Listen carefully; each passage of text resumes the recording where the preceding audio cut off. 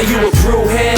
I'm a brewhead. Are you a brewhead? I'm a brewhead. Y'all are brewheads? Yeah, we brewheads. So pour a glass of craft beer, we can do this. Yeah. What's good, y'all? This is C Certified Brewhead. And I am Nathan from NathanDoesBeer. And who are you, guy in the bottom right? Oh, sorry. I thought we were... Yeah, that is the order. Brady Bunch. Yeah, my bad. I'm Noah from Beerism, if that was still a thing, but yes. It's still a thing, and I'm Matt from Vox&Hops. And here we are together. Here we are together for the 6th year running for the top 10 breweries in Quebec. Let's fucking go. Let's fucking go. Wow. Boys. Applause for Quebec. Round of applause for Quebec. And we were saying off air, 6 years is kind of crazy. Matt and I started this at the end of 2019 in my little kitchen in Montreal. We had a blackout. It was hilarious. Then the next year, we brought Noah in. And I think we had Noah for 2 or 3 years. And then, Nate, how many? This is your second or third to Quebec? Second year. This is my second. Second. So you came in for those two. So this is pretty crazy. And we're also saying, and this one and the Ontario one are my two favorite episodes of the year. It's really cool to hang out with the boys, chat, and look back at all the breweries that slayed it in the year that if we ever need to downsize, Nate's gonna have to be the first to go because he's the junior. I don't know. You can never always fun. You don't have the seniority. We get 6 weeks off a year. He only gets 3, but whatever. Oh, Noah, it's great to have you back, buddy. Yes. I'm excited to be here with you guys to celebrate 2024 Top Quebec 10 breweries. I think we're tighter this year than we have been in the past. Not necessarily in our choices, but in the system that we. Yes, we did. We changed the way that we did it. We changed the way that we did it because we were not agreeing.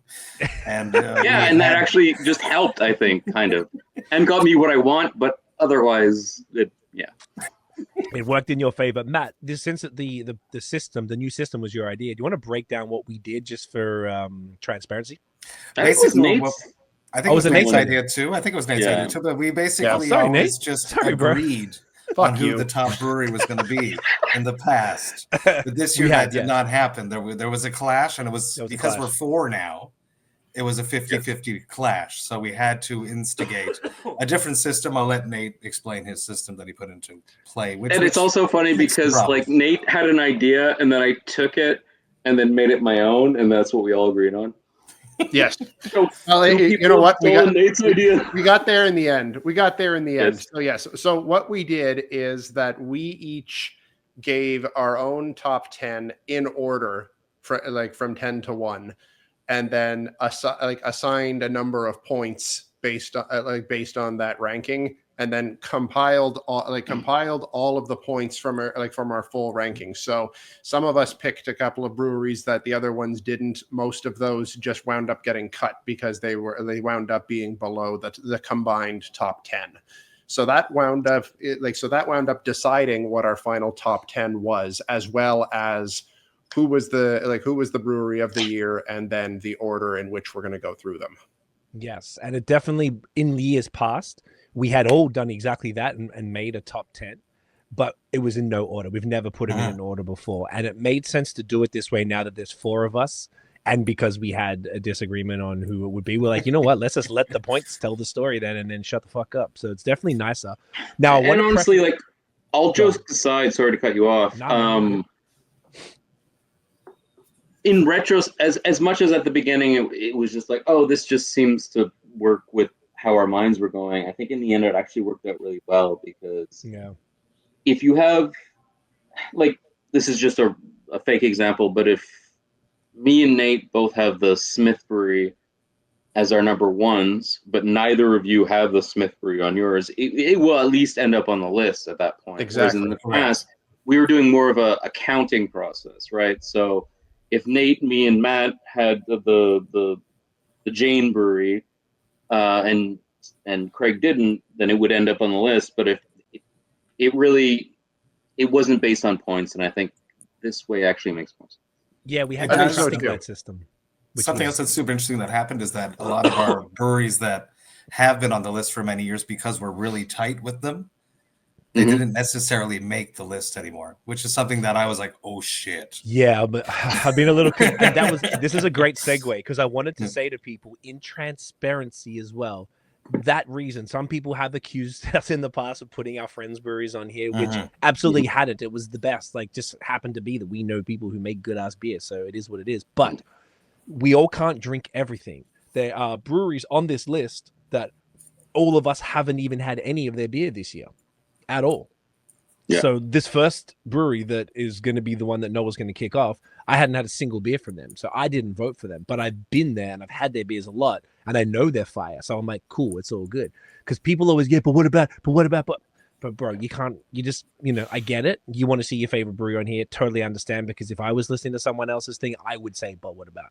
Just wanted y'all to know that's how it is. You can only drink so much beer. Nate and I we live in Ontario. I don't get as much Quebec beer as I used to, but Nate does keep me pretty well up to date. Plus, we have Quebec breweries on the pod as much as possible, so I'd really try to stay up on it. But there's just, and I go to Buffalo every month.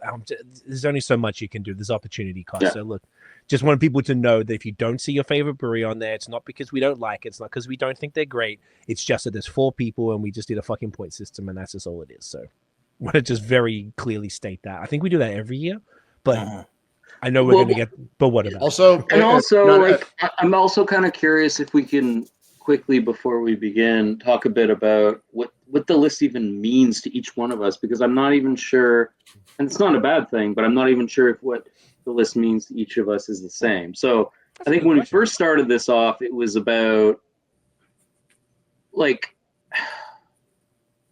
there's obviously quality, and then there's like innovation, not to use a term that Craig really likes, but like finding a middle ground between those things as being like our top, right? Because what we often wouldn't do, and I think Dieu du Ciel is one of the first times that, I was gonna say is on our list this year, but spoiler. Yeah. It's okay. But for instance, like a brewery like Charlevoix, who to this day I think is one of the best breweries in Quebec, just in terms of quality and consistency and blah, blah, blah. But that historically wasn't what we were trying to do with this list. It was almost, and it's not necessarily in a bad way, but like, what's the most interesting? What's the most innovative? What's the most quality to innovation kind of ratio that we've seen in the last year? Like, who's doing crazy stuff? Who's being interesting? Who's, for lack of a better term, relevant, or whatever it might be. So I guess I've always tried to like balance that in the middle a little bit more, but I'm curious all of your other thoughts on how you came up with that list, aside from them being your friends and they need to be on your list. Well, Matt, what do you base it on when you consider your top 10? I always look at the beers that I drank that year and the breweries that have surprised me, the consistency, the relative ease of access to acquiring them is something that's become important to me. And I think for other, that's a really good point, beer enthusiasts, the whole hunt and having to stand in line is something that just doesn't happen anymore.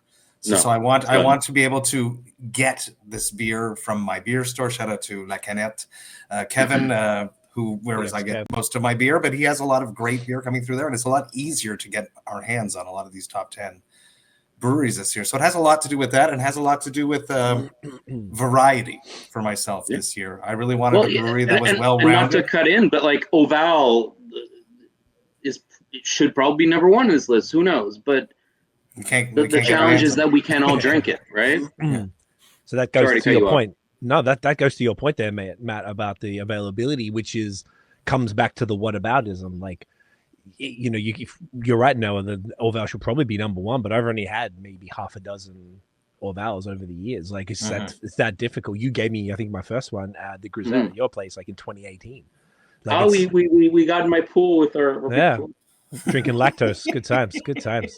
Okay, that's the variety. I want a brewery that's like well-rounded, that can make more than just one style of beer. I think that's really important.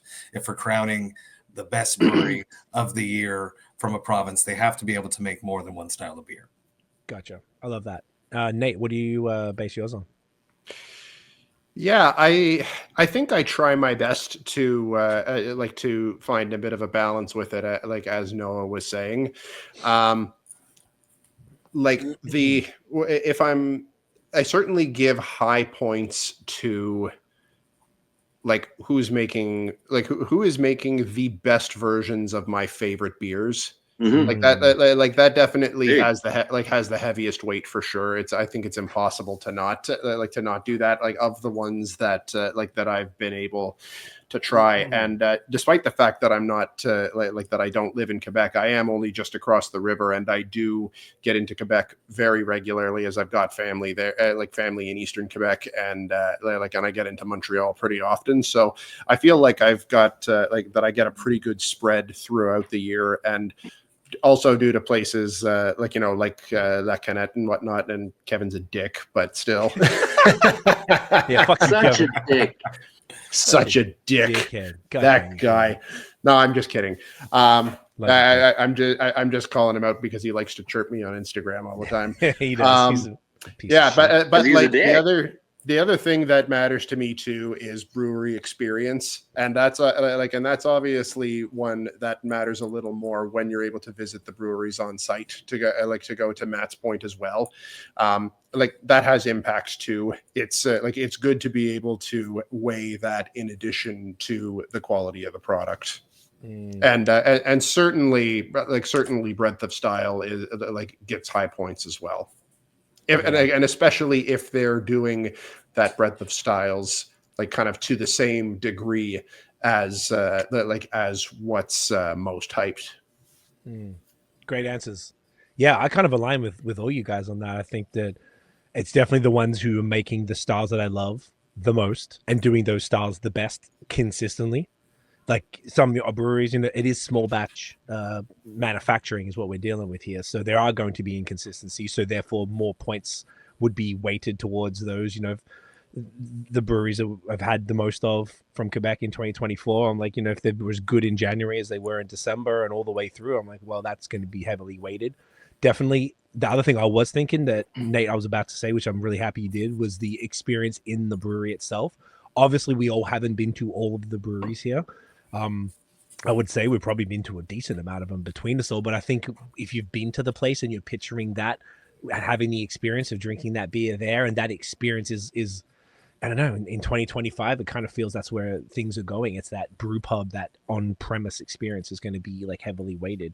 I also would rate branding too. I love branding, 100%. And it's more not my personal taste, but just the effort and just this is really thoughtful. It's not what I would have done, but I'm like, hey, I love the consistency with the naming and the way that it's always in the same thing. And I always know I hate the American stuff where I can't find the ABV 7 times out of 10. It drives me fucking crazy because they don't have any laws consistently about where it has to be, but in Canada they do, and the breweries are aggressive about it because they have to. And I love that, and I find that ones who have canning dates on the bottom, that is a biggest pet peeve, is you don't have canning dates, particularly because haze or ones that list all the hops that they're using. I love that. Or fill out your Untapped profile. There's so many breweries that don't even fill out I'm probably the only avid user of Untapped between the four of us, but getting that information when I write my reviews is so important. And then if they don't have it on Untapped, then I have to go find them. For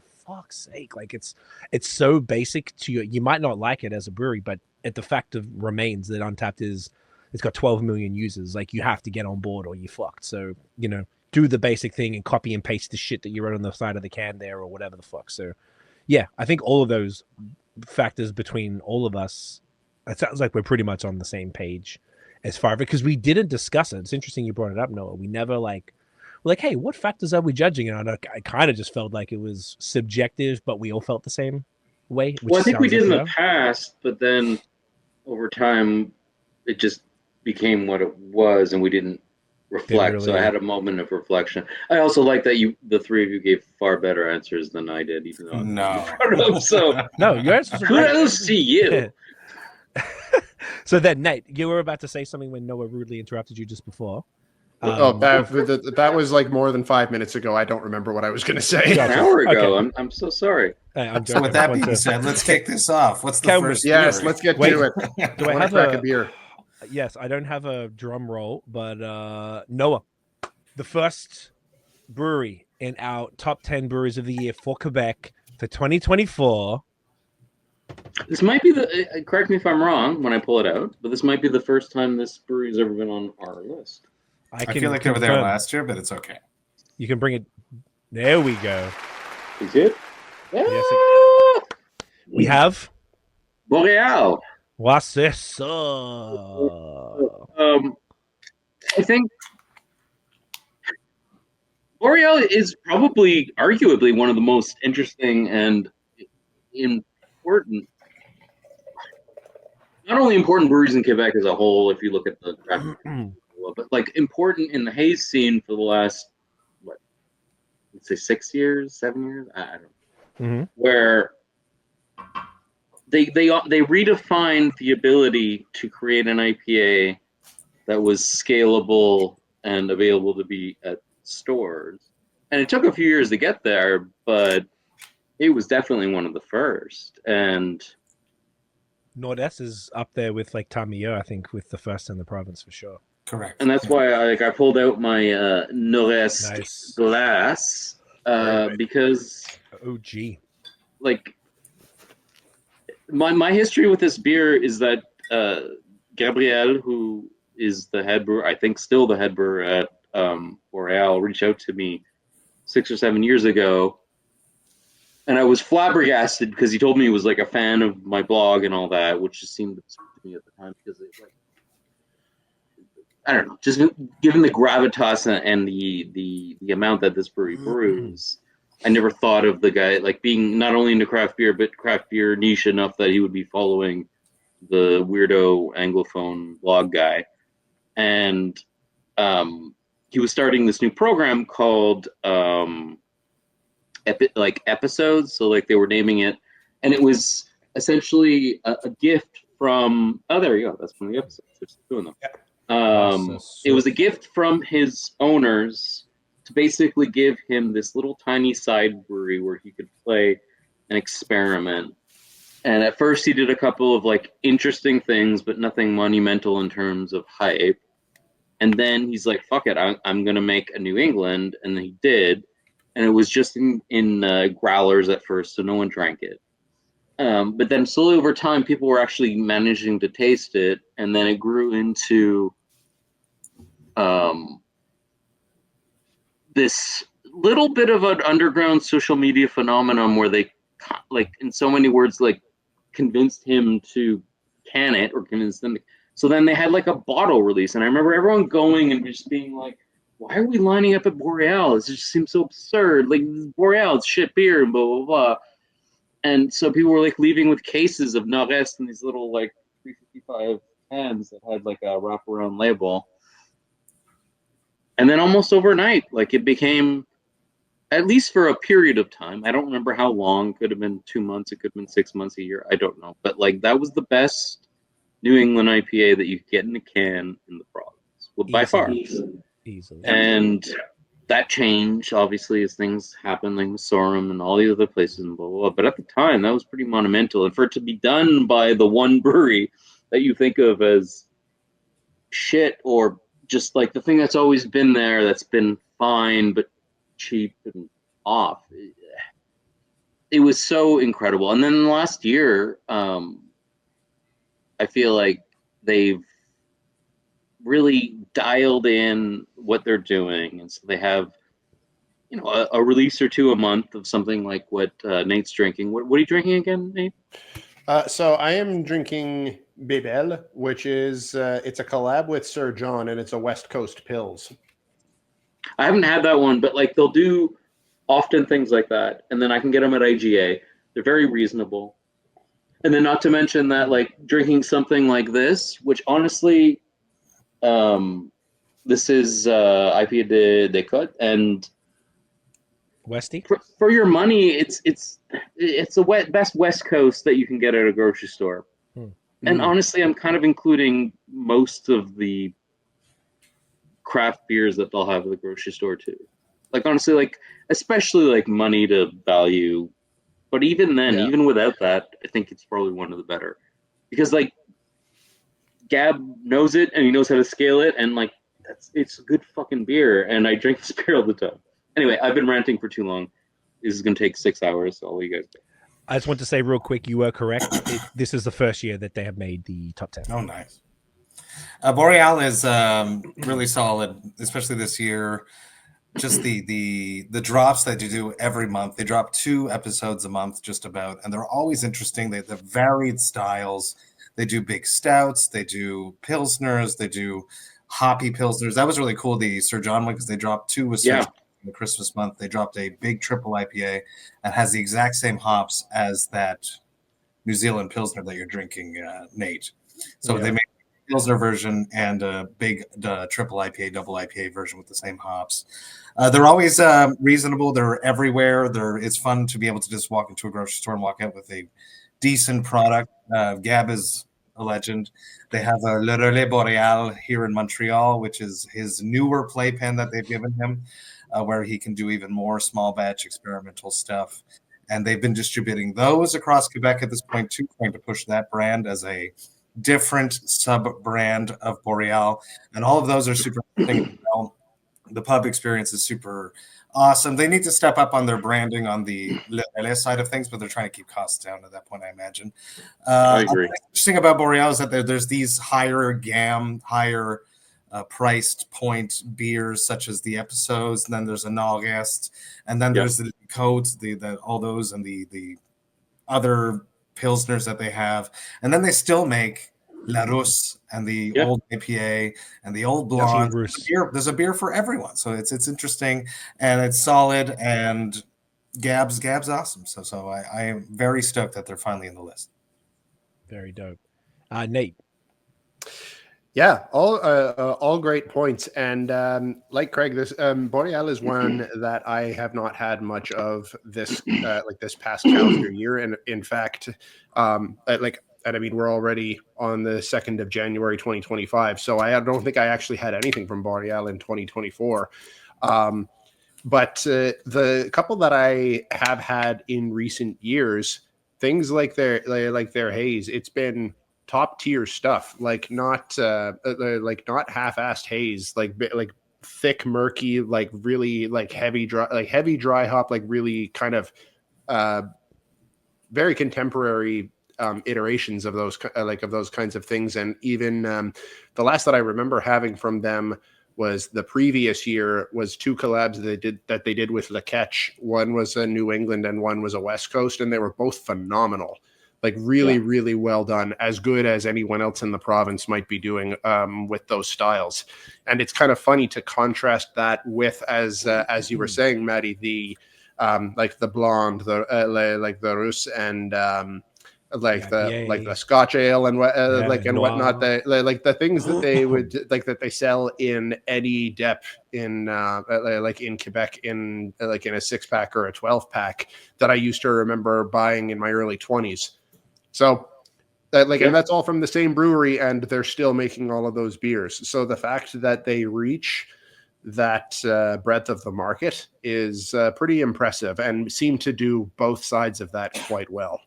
Yeah, absolutely agreed. So I also hadn't had a single beer from Boreal in 2024, and I think it was almost as a Boreal were one of the first movers in the haze world, so they were really exciting. And then because it started to pick up, Quebec was a little slow by 2019-ish, and it started to pick up, and I felt like they didn't get left aside, but I feel like because the brand in and of itself was more associated with the Russe and the blonde and all the stuff you could get in every bar on Saint Laurent type of thing back in the day. So it was like they probably got fronted on more than deserved. I was able to go to the relay on Jean Talon in 2023, and it was sick, so fire. It was such a quick trip. We didn't really get enough time to soak it up, but I was extremely impressed. On the note, I went to Untapped and checked. I remember specifically on what you were saying, Noah. On 2017, May 11th, 2017, I went to St. Bock because they had it on draft. I went with my boy Rich, who does all my music videos. I think he knows all you guys. And I checked it in here, and I was fucking I can't express how excited I was. I had 2 or 3 pints I see here, and I never have the same beer twice, particularly when I'm out. It was that good. And it was first of its kind. But It was the first time in Quebec that we could get something that locally made, consistent and local. That was as good as stuff in the States or exactly from Vermont. People that were driving down to Vermont were so happy to not have to drive down. Yeah. I wrote here though, someone responded saying, I wish I could try it. And I was like, apparently the cans sold out in 2 hours on Saturday. So I went out of my way to get the keg. So that's just sort of like the proof. That was in 2017. So I think that's basically when it all kind of started. I believe Time of Year came out the year before, from what I understood. So either way, they just deserve, it's almost like a crime they hadn't made it. And I think it was just from the system that we used. And there's just so many breweries that like, wait, what are you going to do? But I'm definitely happy to see it. Gab's a great dude. The team is awesome. Everyone I met there is cool. I'm happy that they got a real place in Montreal, which has made that whole area, like the whole, Wills is nearby, Bira, Harricana, Melon, Hildegard, all that shit is that whole area is like arguably the coolest best. Like it is your hood, actually. It's probably like the best beer neighborhood in Montreal, I would say at this point. It has to be, as far as walkability. So definitely awesome. So huge big ups to Boreal, and glad you guys finally made the list. Hell yeah. Champions. Alrighty. Next up, boys. Oh, I'm up on this one. Oh, let me get the can. This is a brand new one. This is a new entry. First timer, new entry, new brewery, period. Something fell. Oh, come here, you little bitch. Don't fall. All right. I'm not going to fall. No. Don't bring that up. Don't bring that up, you fucking prick. It's I hate you guys. Once a year, I bring it up. Come on. I know. I deserve it. All right. Guys, brand new one. Bad Bones. Yeah. There they are. Yeah, look at these guys. So, these guys are fucking so fire to me. Bad Bones, if people don't know, they have a fascinating story and a fascinating setup. The quick version, I would definitely recommend you go watch our pod. Nate and I did a pod with Zach and Dave like a month ago. And the quick version is that they essentially... let's use this glass. Zach used to work at Brewski, and he had a YouTube channel called Porno, P-O-U-R-N-O. And they just did these really cool, like almost like travel Bourdain style videos. And they'd go to like Treehouse and Alchemist and all this shit. So I knew him from Was it like kind of generally beer related, or like beer and food, or just beer? So they would go and like, I told him I was actually mad at them back in the day because we were like, they would just do these occasional YouTube videos, and we've been a regular podcast for 10 years in April. And they got interviews with John from Alchemist, and I was like, fuck, man, they've been ignoring my emails for like a year. You motherfuckers go and get it. I was pissed. But they did a beautiful job, like really nice videography. Everything was really cool. So the quick version, the reason they called Bad Bones is Zach was going to Brewski one morning, and he lives in Dunham. So he was driving up from Dunham, and basically he hit black ice on the road, and his car went in front of an 18-wheeler truck, and basically he nearly died. It was insane. And managed to obviously get through it and fucked up his whole body. So his whole, obviously bad bones. His bones are pretty bad. Right. And they're really like, they kind of remind me of me and my brother a bit. They're little smart asses. It's awesome. They said their mom hates it when they name all the beers. Like this is called Bedridden. They've got ones named after all the different bones that he broke: clavicle, tibia, pelvis. Black ice. I got one for the coma we had on the like near death experience. Yeah, and she doesn't like it. And the one that I'm realizing now that my son made fun of, which I think I sent you the video. Yeah. Yes. Yeah. Because he found the can, and my son, who's 12, picked up the can. I think it was it pelvis? Well, no, he made some joke about it being like. He made a joke. He made a joke saying like "bad bones," more like "bad boner." Yeah. Oh yes, that's true. That's a great joke for a 12-year-old. But I think the reason why he picked up the can is because he saw pelvis, and that like turned it into a dick joke, and then he. Yeah. Sorry, classic kind of inappropriate, but it's a 12-year-old, right? Like, it's exactly, and he did a great job on that. Bad. I think Zach and Dave would love Bad Boner. I think they probably call it that themselves. But basically, these guys were into like obviously worked at Brewski, into all the hype haze. So what they've just this is like milky. This is 9.2%, basically a triple IPA, which is the first beer. Of course, it is for me. What do they call them? They call them something interesting. They call them extra hoppy ales. Extra hoppy ale, yeah. Which is an interesting spin that no other brewery has done, at least here in Quebec. No, definitely not. And look, they've nailed it. They're very Noah said it when we were chatting about it when you finally got some. You said it was kind of like the early Masorum style, where it was like a little green, a little hot, which is totally fine because personally it's how I like it. And this beer itself I'm drinking is probably like 2 months old at least. This is the 8th of November. I would say so, yeah. 18th of November, something like that, and it's drinking just great because it's higher ABV and they've got the that hop burn there that keeps it alive. So personally, this is great. This is kind of like how I like IPAs.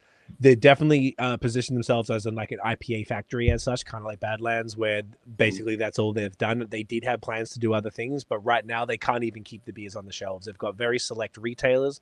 All the retailers are essentially 1 can per person of each SKU. They can't keep up. They actually have the most fascinating deal with Dunham. So they rent space inside Dunham's brewery, brought in their own equipment, and then brew through there. They use Dunham's canning line, and they have 1 tap line in their tap room, and they sell all their cans from Dunham's fridges. Distribution. Their boutique or whatever. No. Maybe it is through their distro too, actually. Yeah, probably. So they're very hard to get. Do you know if they have their own like specific like system, or do they just do what they want on the Dunham system? No, they have their own system. Yeah, they have their own system. Just that they so happy. So, just do you have any Dunham like building? After you've interviewed them, I don't know if you have the answer to this, but like, why not? I guess it's because they didn't want to have to buy their own facility. It's like the bought opportunity part presented of a itself. Facility. They rent because Zach works for Dunham. We have to put that into context too. Yeah, so he's still to this day. Yes, and then does his stuff on the side. So that's why there's a connection. And Al, basically, when he was working there, and he told Elwha what he wanted to do. Elwha was like, "Look, there's 450 square feet at the back," and they're like, "Well, you can bring in your own equipment, do your own shit, 24 hours, do whatever the fuck you want. You don't have to worry about that. You can use our canning line. You get one draft line so people can drink your stuff on like an idea if you get the right percentage of whatever you fucking need. What a generous opportunity. Yeah. Super generous. It's like unheard of in any other industry. So it's very cool. They did have a lot of aspiration to have their own space, but for right now, and it's basically they kind of do sort of. They kind of do, but like it's not craft because they don't have their own tap. It's not their vibe. It's not their vibe necessarily. Yeah. So they're going to stick with this for now because it was if they had to do it the other way and find a space and then go through the zoning and they'd be open in 2 years' time. So they were like, let's just get open, get a brand out there. It's not contracted. They're brewing it themselves exactly how they want on the equipment that they purchase. It's not rented or nothing, like they bought it.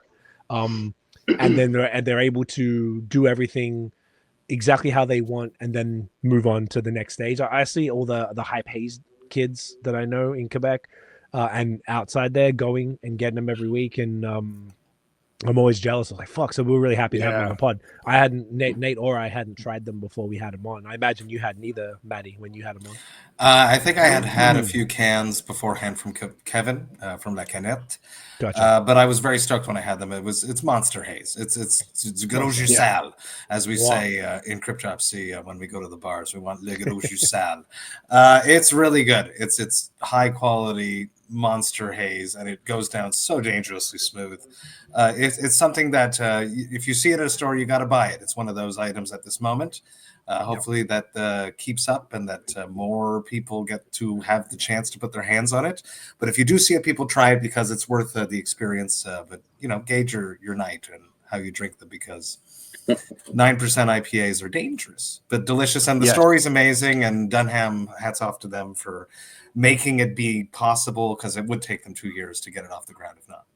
Yeah, preach. I just want to quickly point out that the reason they made the list, and Nate and I guess, and Matt, you too, were so impressed with the beers, and I also think the story is so. The story cool. is the story. They only opened in August, so they'd only. I mean, this is pretty new. This is a little unheard of for all of us to put a brewery this new on, but I think they've captured something, and they've really gone like right into this sort of fit perfectly into this haze thing. And I don't think it's like saturated, like A1 killer haze in Quebec or even here in Ontario is not that saturated that there wasn't room for something like this. So they just have insane potential. And if they're making this good haze this good this early, imagine when they get into other stuff, like obviously they had interest in barrel aged stouts and crispies and all that fun stuff. So that's what to say. That's why they made it so early, and this is definitely a first for all of us to have such a new brewery on the top 10. Yeah, and I mean, oh, sorry, Nate, you go first. Oh, you weren't cutting me off. I mean, you can go right ahead. What I was going to say is, weirdly, I mean, it's less so these days, but I used to be on top of every little new fucking thing, whether it was a brewery or some guy's homebrew project. I knew every goddamn new brewery that was even on the surface, but that is not the case anymore. So you guys put this Bad Bones on your top 10s when we were initially talking about our top 10s for the year, and I was like, why are you guys putting like an Ontario like what is going on here? So y'all explained it, and I felt embarrassed for not knowing this already, but anyway, so I went to get it was cool because they're hard to get, but I live right next to Multi-Hops. Shout out to Multi-Hops. Sorry, Villaray. And no, Pat's super fucking cool too. Yeah. The lunatics, and come on. I happened to be able to get like basically an IPA, double IPA, and a triple IPA of the beers. And I liked them, but I found them, I think Craig kind of alluded to them, I found them too green, which I know is just such a cliche thing to say, but I guess what I mean is, for me, the balance wasn't where I want my New Englands these days, but that doesn't mean they were bad. It doesn't mean they weren't exceptional. It doesn't mean I wouldn't buy them if they were sitting in front of me at a store.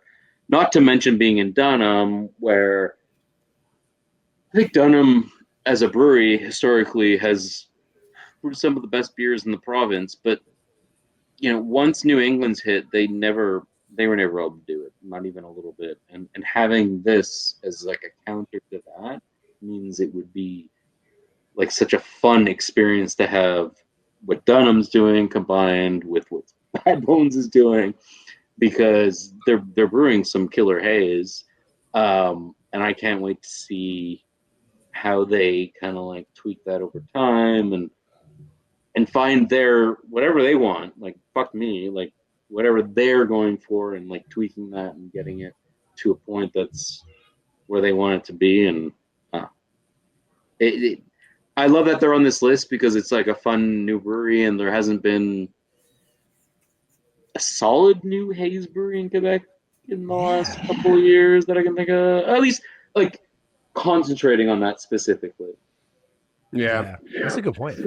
I think I think a great point that you brought up is that like this is a pretty good deal for Dunham, because Dunham, like you say, for many years have been brewing some of the best stuff in Quebec, but the haze train has never really been their vibe, and not something that I don't think they care to try to keep up with it, but like with this kind of happening in their own space and being sold out their door, this is a way that they can kind of have a share in that without while still focusing on what they do best themselves, which I think is a pretty sweet arrangement. And to come a smart one, back, if I'm honest. Yeah, absolutely, really it is. smart. Really smart. And to come back to to the beers themselves, like you were saying, Noah, that they are a bit green. One thing that I did find, and this seemed to be a really strong focus of Zach's, is that yes, they are green, but one thing that I found is that even though they definitely are packed with hops, like there's a certain kind of textural thing to hop saturation where they'll sometimes taste very, very chalky if they're super hop saturated, and that's one thing that I don't think I didn't find that with any of Bad Bones beers, even the 9.2% ones, is that they drink remarkably smooth. They will have a bit of that heat at the end, from being green, but they don't taste chalky or leave that kind of textural thing in your mouth afterwards, which is pretty impressive considering how heavily hopped they are. But that's a good point, because I think depending on the style of New England, that those things can play such a big role, because I think what you're describing is like when the beer it's like they're going way too forward with the mouthfeel and the texture, and then you end up with this astringency from the hops, right? That like just coats your tongue, and it's green in that way. Where I think what you're commenting on what I said is more of a like an acidic sharpness to whatever dry hop insanity or the whatever. And I think for me, it was like, and again, they'll get there. Sorry, and that sounds patronizing, but what I mean is like, I'm sure they'll find their thing. But like for me, it was like the acidity versus the like the clarity of the whole beer was missing a little bit. But it was still like, I think to your point, it was still solid. There wasn't like, let's just put all the hops into the thing. Like you can tell that they're dialing in wherever the fucking genius is that they're going to get to. You know, there's some intent. The same way about Masorum early on and all these other things. And again, I don't mean to be patronizing, but like that's kind of how I see it. Well, he learned from Derek at Brewski, and Derek's some sort of a biochemist genius. So it's you're right, and they got to. I think more. They probably just got to learn their system, and get and dial it in. The only way to do that is reps, do batches, just fucking batches, man. And look, already it's this good, and whilst it sort of might appeal to different palates more than others, like to be this good on a new system, like is pretty. That's why I didn't think when I was speaking to Zach, I was like, hey man, ready for the pod whenever you are. He's like, yeah, let's go. I was like, oh, you don't want some more time? You've been open like 3 months. He's like, yeah, let's go. I'll collect. He collected. He goes, we booked a date, and he put some beers aside because they sell out so quickly. So to make sure that we had them, and I guess he's confident in them, and they seem really happy. And the fact they're selling out every week it's interesting. But yeah, it's so early. They are going to find they will change. It's just it's a matter of like it will. Just I mean, for me, like the only way to maybe not the only way, but like 99% of breweries who fucking nail New England's have to go balls deep into New England's to get it done. Right, that's what they're doing, and that's what they're doing, and then they will. The only exception being perhaps someone on this list out of Gatineau that seems to do it and everything else perfectly.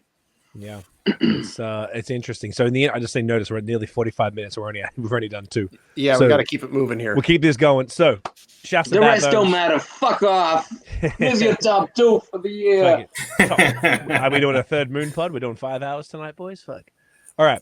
So no. He's like, people got shit to do tomorrow. All right. Next up, Noah. This one's on you. Let us know so who we got. This could be also the first year or maybe second. Anyway, no, they were in last year. They were in last year. Were they? Yeah. Yeah, I do. Okay, so this is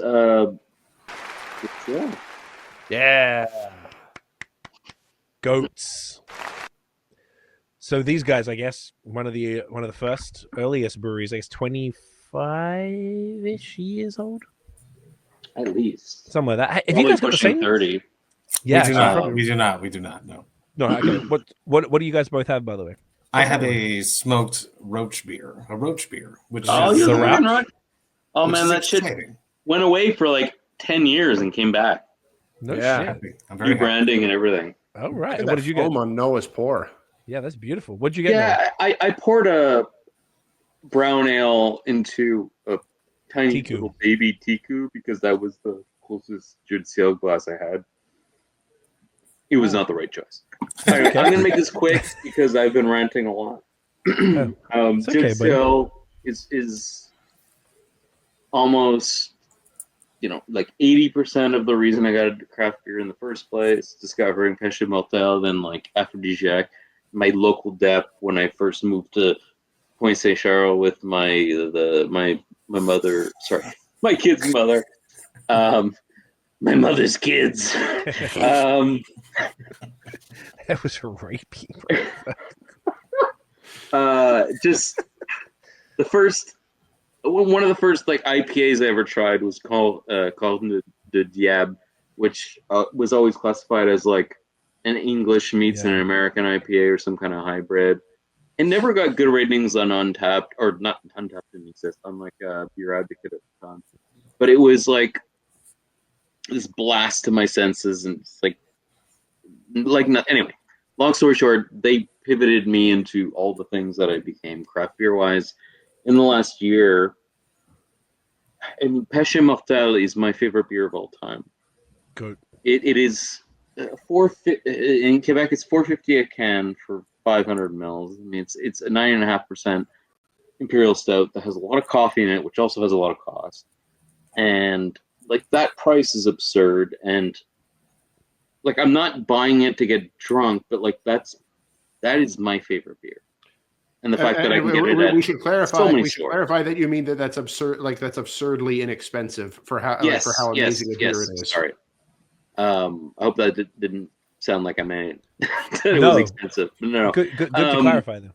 Yes. No. Thank you. But yeah. Anyway, it's a very good price, especially considering like the stouts that come out these days are often barrel aged and these like 375 ml bottles that cost like pushing $30.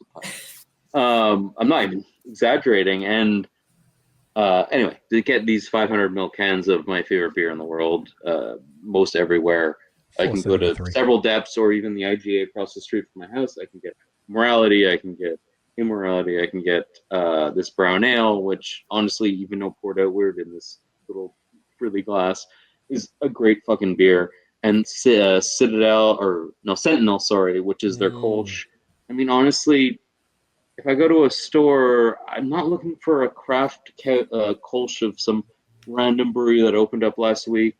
Dieu du Ciel fucking kills it, and it's cheaper. That's what I'm going to buy, and that kind of like ties into the Boreal thing a little bit too. Like, accessibility is huge, and the ability to scale up these beers at a price that's reasonable with the quality that they have compared to, like, no offense to a lot of the other breweries on the entire shelf of IGA, but honestly, when I look on those shelves, the only thing I'm buying at this point is kind of Dieu du Ciel or Boreal, because price to like there's not like unless you're getting some fresh, interesting thing. Those are the only two breweries I'm buying. Yeah, it makes sense. I totally agree with that, especially for myself too. When I go to like a grocery store type beer pickup, it will definitely only be Dieu du Ciel or Boreal. This one's super interesting. Obviously, it's a Roach beer smoked lager. Huge smoked lager. It's really smoky. It's like hot dog water. Yeah, it's the thing. I haven't had that beer in like 10 years. I'm so curious about it. It's really it's a Roach beer. It tastes like bacon, right? Kind of. Very much so, and I'm a vegan. Yeah, that's why I've never been my thing. It's delicious. I like it. They don't do haze very good. I'll say that. They're haze. No, they never have. Morality was so good, like a Vermont IPA. Yeah, and so they were like what I would say. Monumental in bringing that Vermont thing to Quebec. Yeah, the Alchemist Club immediately shut off. Was it Alchemist or Hill? No, it's Alchemist. It is. Alchemist, I would. It's not haze though. It's an IPA. Morality is awesome. Immorality is intense. I did not have any of those this year. Immorality was never good. Yeah. Yeah. But just the variety of it all, the amount of styles that they're hitting, and whenever you pick one up, I don't even have to look at the date. No, not really. It doesn't matter, really, because I know it's still going to be good because they've got it nailed down. They really do. I love it. And obviously, my desert island beer is Pêche Immortelle. I'll say that for many years. I stay it to this day. It is a freaking amazing beer, and it's one of the best in the world. Just delicious, and that's why Journée Pêchée happens all across the globe at this point, because people know it's the GOAT. So Dieu du Ciel, always exciting. I want to see them do more crazy things, but they don't have to either. No, I mean, they put Quebec craft beer on the map, literally. Facts. Mm-hmm. Facts. Yeah. It's that Unibrew. That Unibrew for sure. I feel like even quick short story, but I paid for Untapped recently so I could go back and check in all the beers that I had on my 365 before I started Untapped, so it's more accurate.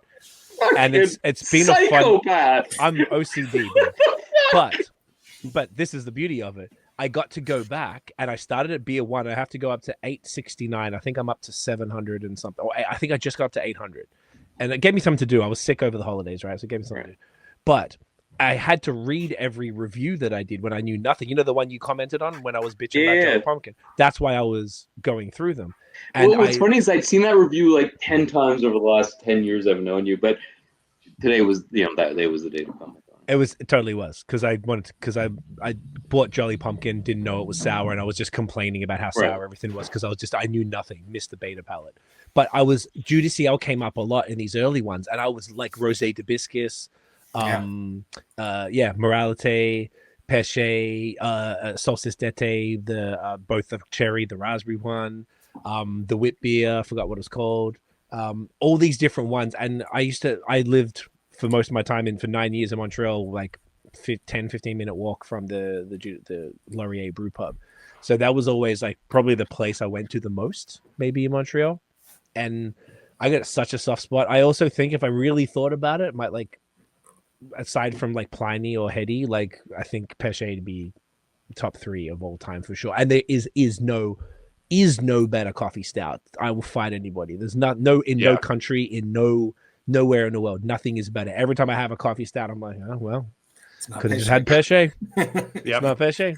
And I'm glad to hear you say that, because I feel like a fanboy and I feel like it's a nostalgia thing. No, you're right. Then every fucking time I drink it, I'm like, it's not like this. It's not beer, man. It's perfect. So perfect. You know what's funny? It also has way more legs than any other coffee stout. It never seems to fall off. Oh, it's so beautiful. They released it here. So PR told me, no, whatever. I went to Godspeed because they did a version of it. It was the first one brewed outside of Dieu du Ciel. And I was saying to Bim, well, why don't you guys package it so it could be sold to go here? He's like, well, JF, he goes, look, this is before it happened. He's like, look, JF told me I couldn't because they're about to drop it in the LCBO. I was like, okay. So I haven't actually had it yet, but I bought like 6 of them. I've still got them in my cellar. Someone told me that because of the caffeine level legal things in Ontario, it's less. Is that correct? Well, I had heard that it got banned from Ontario for close to a year until they figured something out. I didn't know if it was the product or the law that had to change or whatever, but then it came back. But that's what I heard too. Yeah. Oh, okay. So if that means the first batch wasn't adjusted, because that means the batch I have is the full caffeine version then, because I've had it for about 18 months. But I remember it being there and then it getting. But I'm talking about before they even canned it and stuff, like a couple of years ago. Even before no longer carry it, because they used to carry it as like a special release for years prior, and then they stopped. Gosh. And then I think once it ended up in cans, that's when it was adjusted, or the laws adjusted. I might have to do a side by side then, because I have some of the original bottles and stuff. But even like the Péché Day was, I don't like beer festivals, but that was my favorite day of the year in Quebec. We used to always go and watch the people vomit at 3 p.m. because they can't handle their fucking. You've been to more of them than me because of whatever. Well, probably proximity. And Layla, shouts to Layla, she always got us in the back door, so then we can, hooked it up. But yeah, man, Did she really? Every time we pulled in, I just messaged her. Did I put you onto her? I think so. A lot of people in the early days you put me onto for sure. So I think that was it. And she was lovely the whole time. She's you're a gem. But yeah, man. You know what that means though? You got to give it to me in the back door. You don't got to ask me twice, big boy. Anyway, they're the best. I love them. I know we're rambling. Nate, tell us why they're the best. Oh, I feel like I already did. Like, you forgot me talk. Oh, you did? Oh, okay. Well, yeah, no. I mean, I'll talk again. You're not important enough. Make it better. Make it better, Nate. Oh, wow. You sucked the first time. I was so non-memorable. I was just like, oh, Nate's gonna. Oh, jeez. This is all Noah, man. I don't have this. Yeah. No, it is not me. This is actually you. Fucking Forrest. No, I mean, I can't say enough good things about Dieu du Ciel. And look, they were on my list. All right, they were on my mine and Noah's. Oh, it was list. me and you got this up in here. Yes, that's right. That's right. Yeah, they should have been on mine. I only had Péché this year. That was all. I didn't have any other beers. Well, that should have been enough. You're fucking right. Enough. You're right. I'm a shitty word. All right. Yeah. Like literally, there's no better coffee stout. Like, it's better than most barrel-aged coffee stouts. That because there's so much that can go wrong with with coffee stouts in barrels. There are so many that are very good, but it can go awry in so many ways. And I feel like Péché never does. It's so fucking good. And and that is another one that, like, just like Noah, for anyone who's had any exposure to the Quebec craft beer scene, if you first got interested in it, say between 10 to 15 years ago, guaranteed Dieu du Ciel was partly was an early part of your journey. Guaranteed. In that. Also mentioned, you also mentioned Aphrodisiac, Aphrodite, all of these other beers that I remember happening back in the day, Rose d'Hibiscus. These are super, super good, really interesting beers that were a big part of my early interest in craft beer in Quebec. And I think that's true for anyone who got into the scene at that time.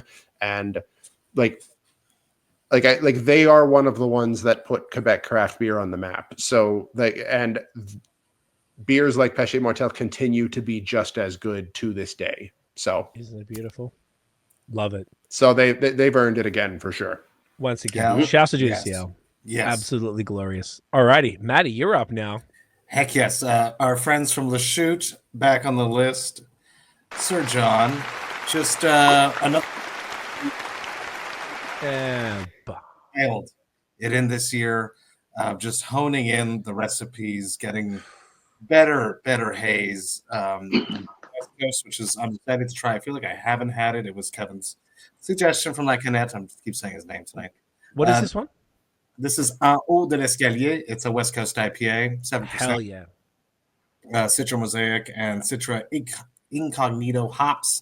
Max and Joel that run this place are goats. They're so goddamn cool. Their brand impeccable. It's always just super interesting and visually captivating. If it wasn't a part of the competition for my Haze Wars this year, but their label was the goddamn coolest. They're just awesome, and they've really honed in the recipes, as I mentioned. I feel like everything is just much more on point than it has been any other year. They've been on the list a bunch of years in a row, but this year I definitely had them in my top 3, I want to say. I would top 4. Yeah, I would second that. That they've really honed it in. I would go so far as to say that 2024 has been a dramatic step up from previous years for Sir John. Yeah, they've really ramped it up this year. The haze has been really on point. This year, much more so than in previous years. Not to say that they didn't deserve to be on it in previous years, but it was a notable step up. And if it was in your top 3, it definitely deserves to be there. And I'll also shout them out for something that we talked about earlier that I love about how they do their branding is for all of their IPAs, all the hops listed on the can every single time, which I love. It's so cool. Because as you just saw right there, Maddie was able to list them all right off just from reading the label. And it's in the same place every time. Yes. Correct. And it's because, some breweries just remake beers and just don't print the hops on them because then they have to reprint the labels. In case they change it. Exactly. Recipe, which I get.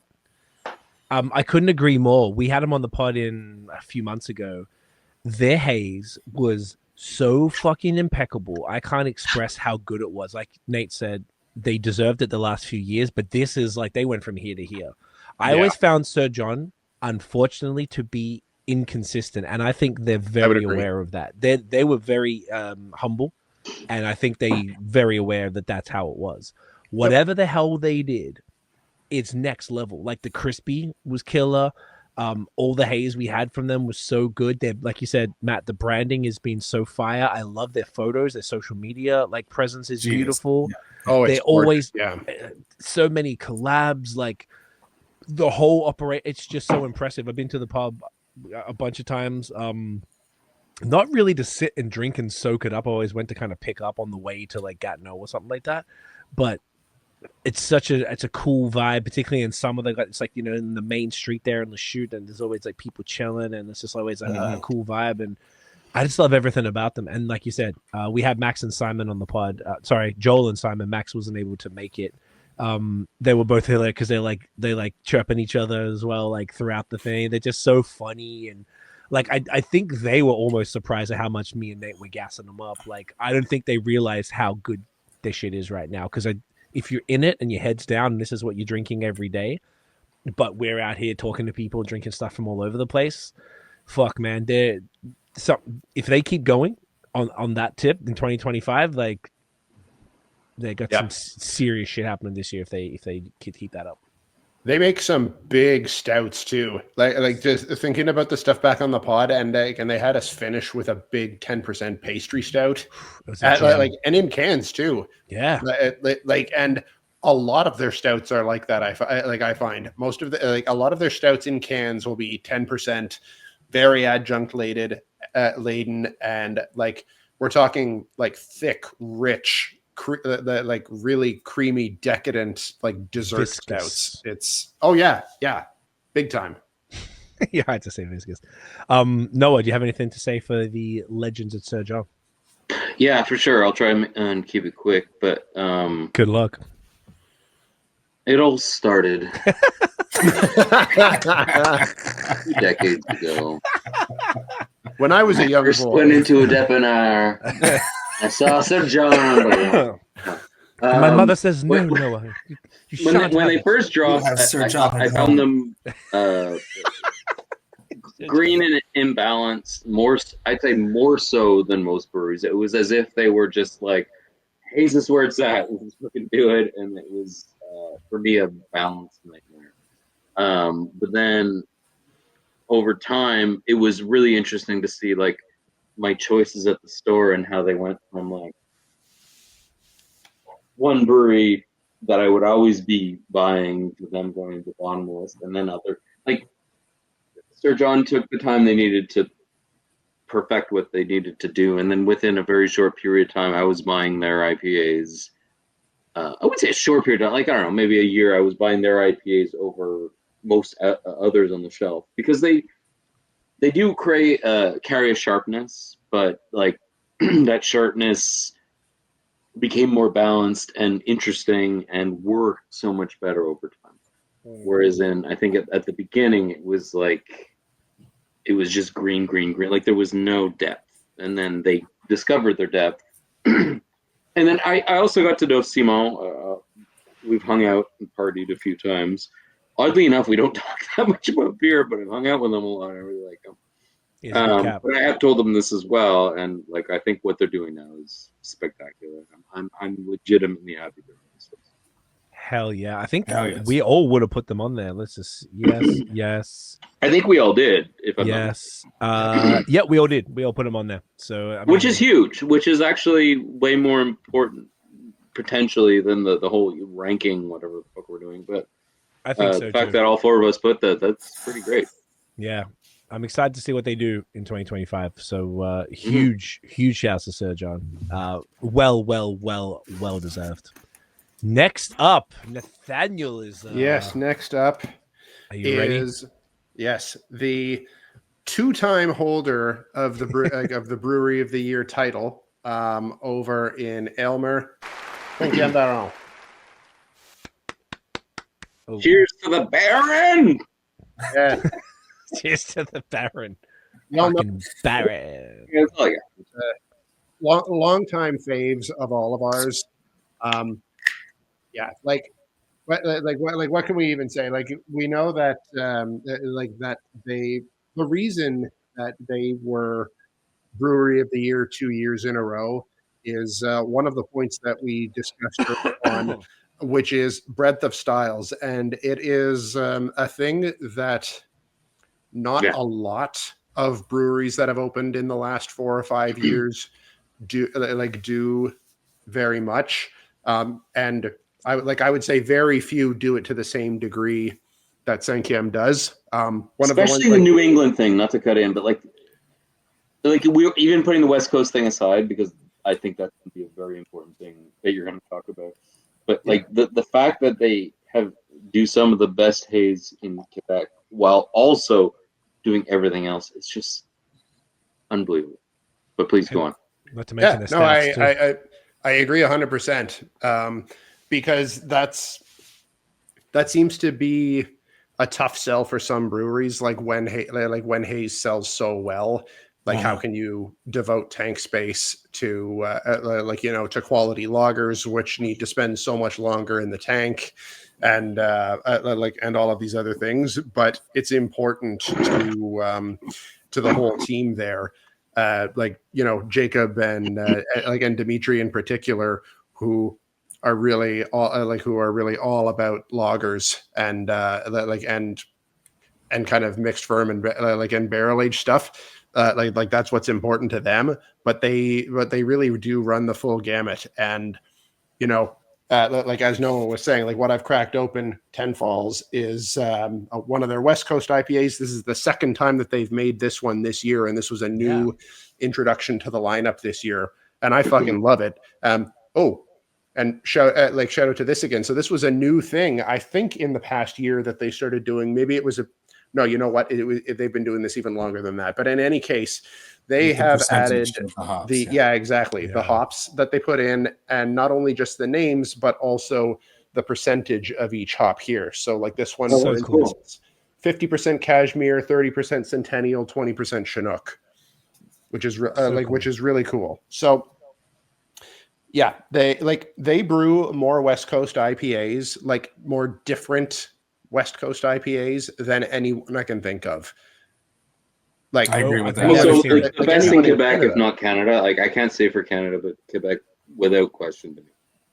Yeah.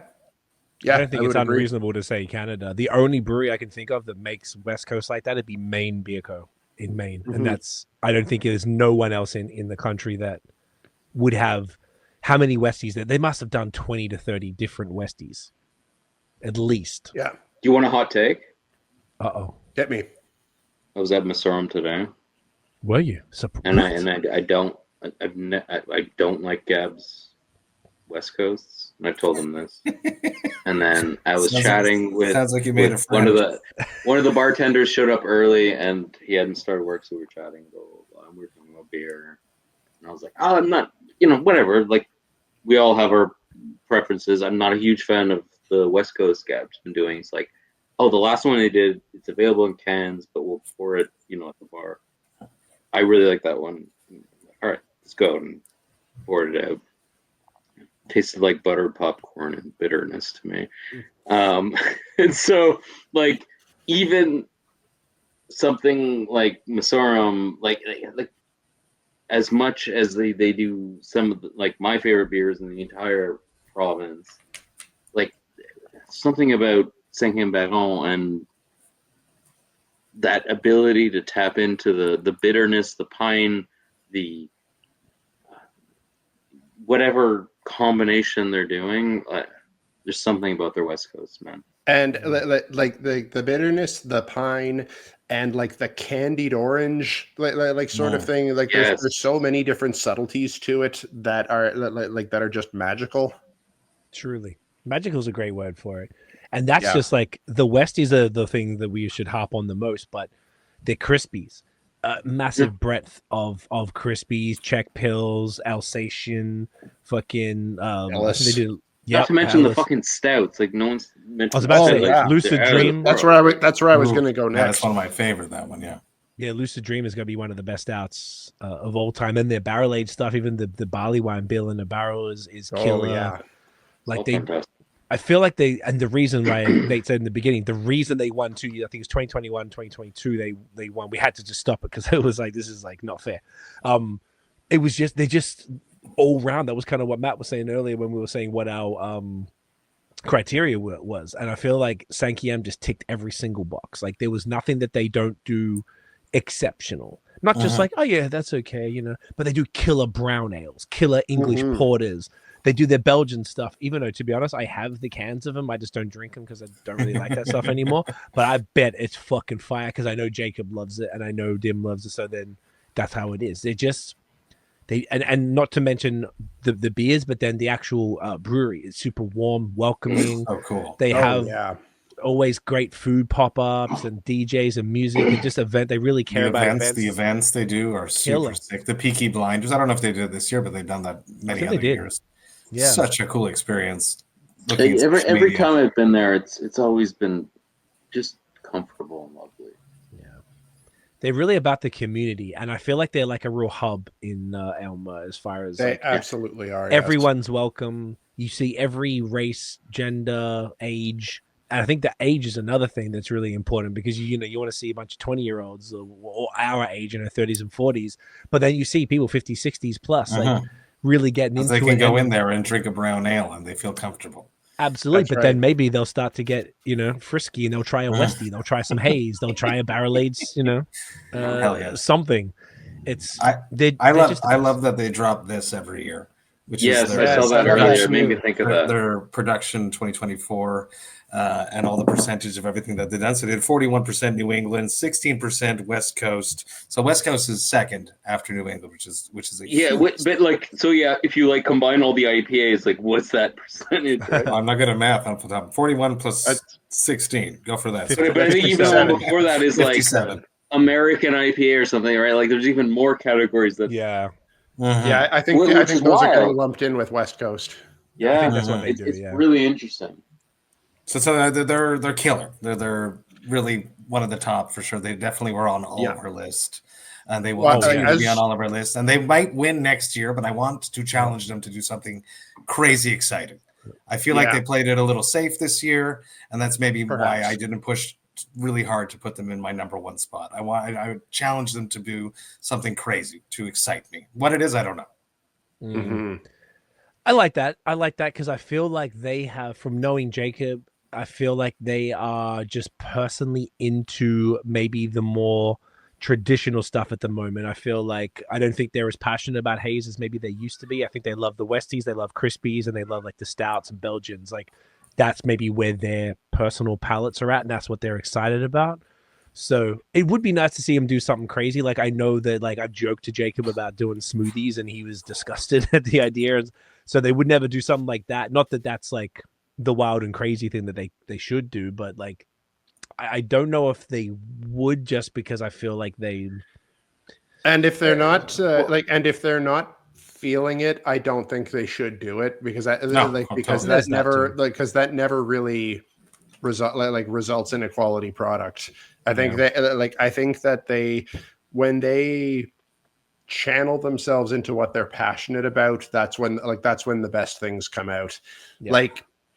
And just kind of trying to think what's a really if you were going to try to narrow it down to a 5e Baron beer that really really stands out as in my memory, and I know that this is one that they're particularly proud of. It's the bourbon barrel aged Queen's Park. Okay. That one that one is peak. Is that the best? I've got two. I think I got 3 bottles of it, and they're 2 different years, but I haven't cracked it yet because they're all 750s, and I got to take that to the face. Is that, which is fun, but I'd rather have something smaller. Those ones you think are probably the best bourbon barrel. You just need to stretch it a little bit at a time. And you can fit it in. Once it gets in, it's fine. It can fit a raccoon. Okay, I understand. Yeah, in term as far as their barrel program is, I think certainly in terms of barrel aged stouts, that's definitely the best one they've done in my opinion. Interesting. Okay, I'm really curious to try that. But and this isn't to call Matt out and not to digress. So that we call him out. But Matt, why do you suck? No. When you say something exciting, what does that mean? I don't know. I want to see. I want them to be. They played really safe this year. I feel like there was nothing. Have they ever not played safe? I don't know. They were all over the breadth of all the styles, but they still nailed the haze. They still nailed everything. I don't know. I feel like other breweries just blew my socks off more. Okay, but what has another brewery done that they haven't that you think is more exciting? I don't know. Maybe I just didn't drink enough of their Monster Haze. Maybe I'm just a haze whore.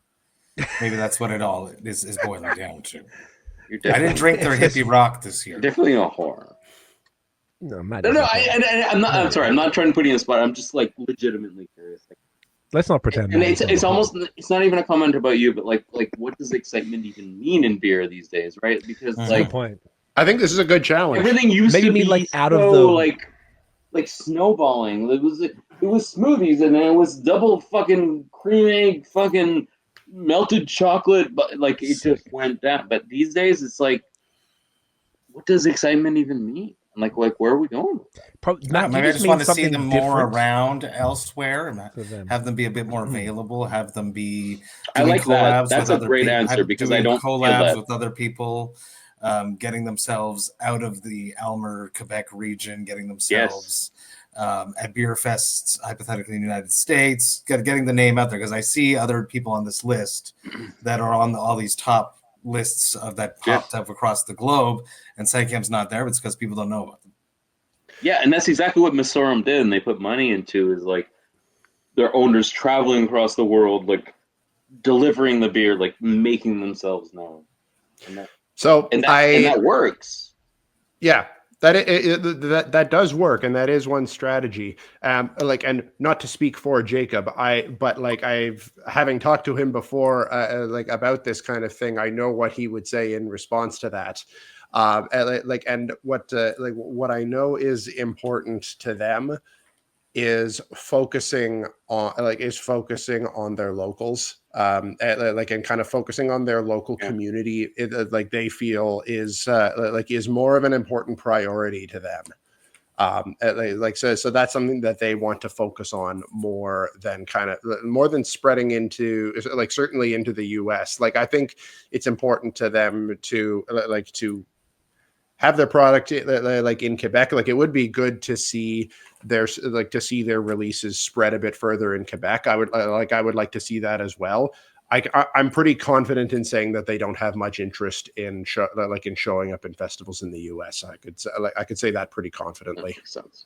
Yeah, I think he said basically as much. I actually think that Meso gets invited to those, and I think it's because of the attention that they get from being ultra super duper high pays, which I don't know if I would put Sankyam in that category, because I don't. I could be wrong, but I think a lot of it is like motivation, and then what they put that into, right?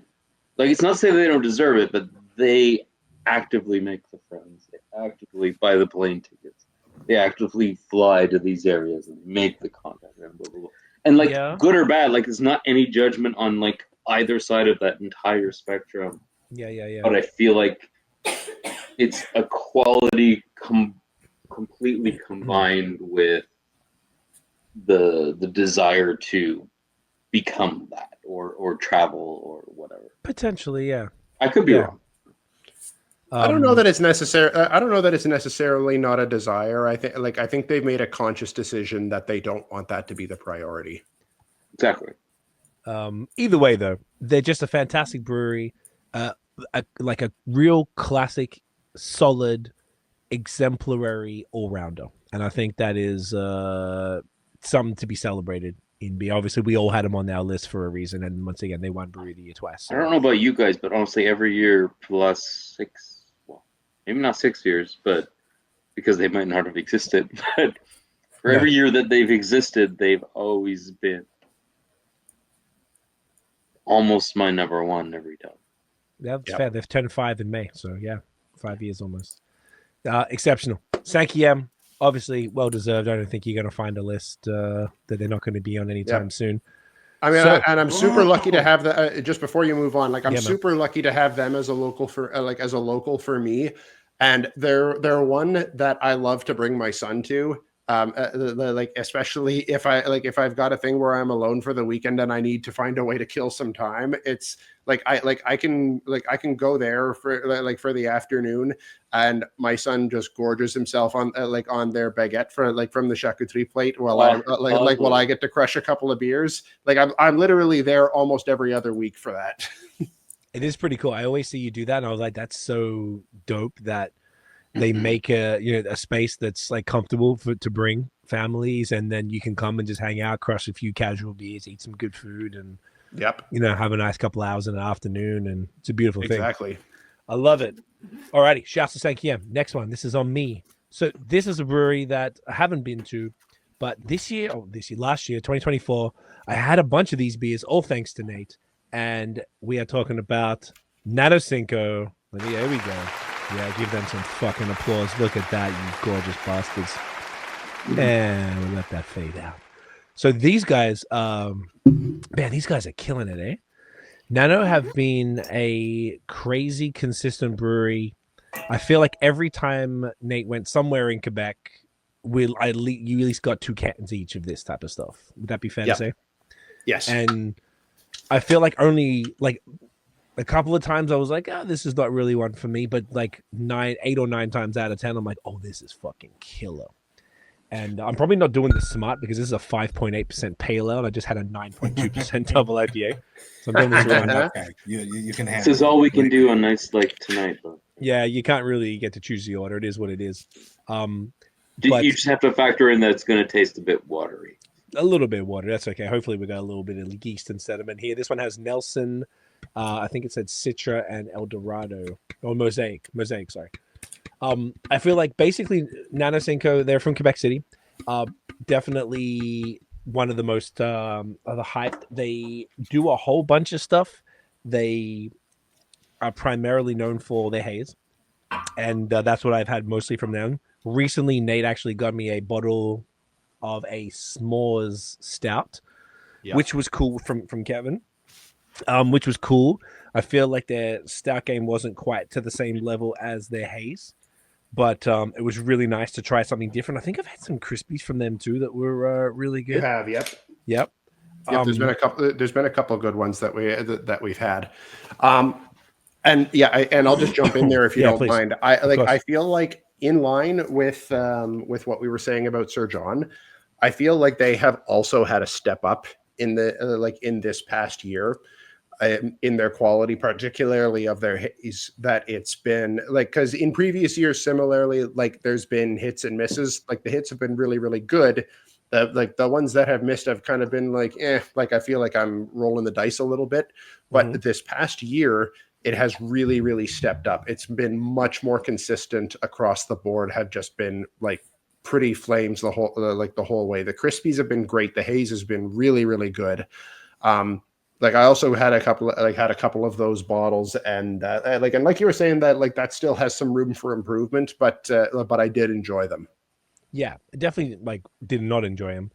It was cool to try some different stuff because when a brewery is kind of known, it's the same as Bad Bones maybe. I'm excited to try anything but haze from them when they get to that point because I want to see where else where their skill set at, because it's almost like they'd be starting from scratch. You dial in this haze to the point it's you've got it exactly where you want it, and then you're basically starting the same process again from stouts, from lagers, etc. It's a a very consistent thing. But Nano have been I really think that the haze has just been fantastic from what I understand. So they have a brew. Has anyone been there?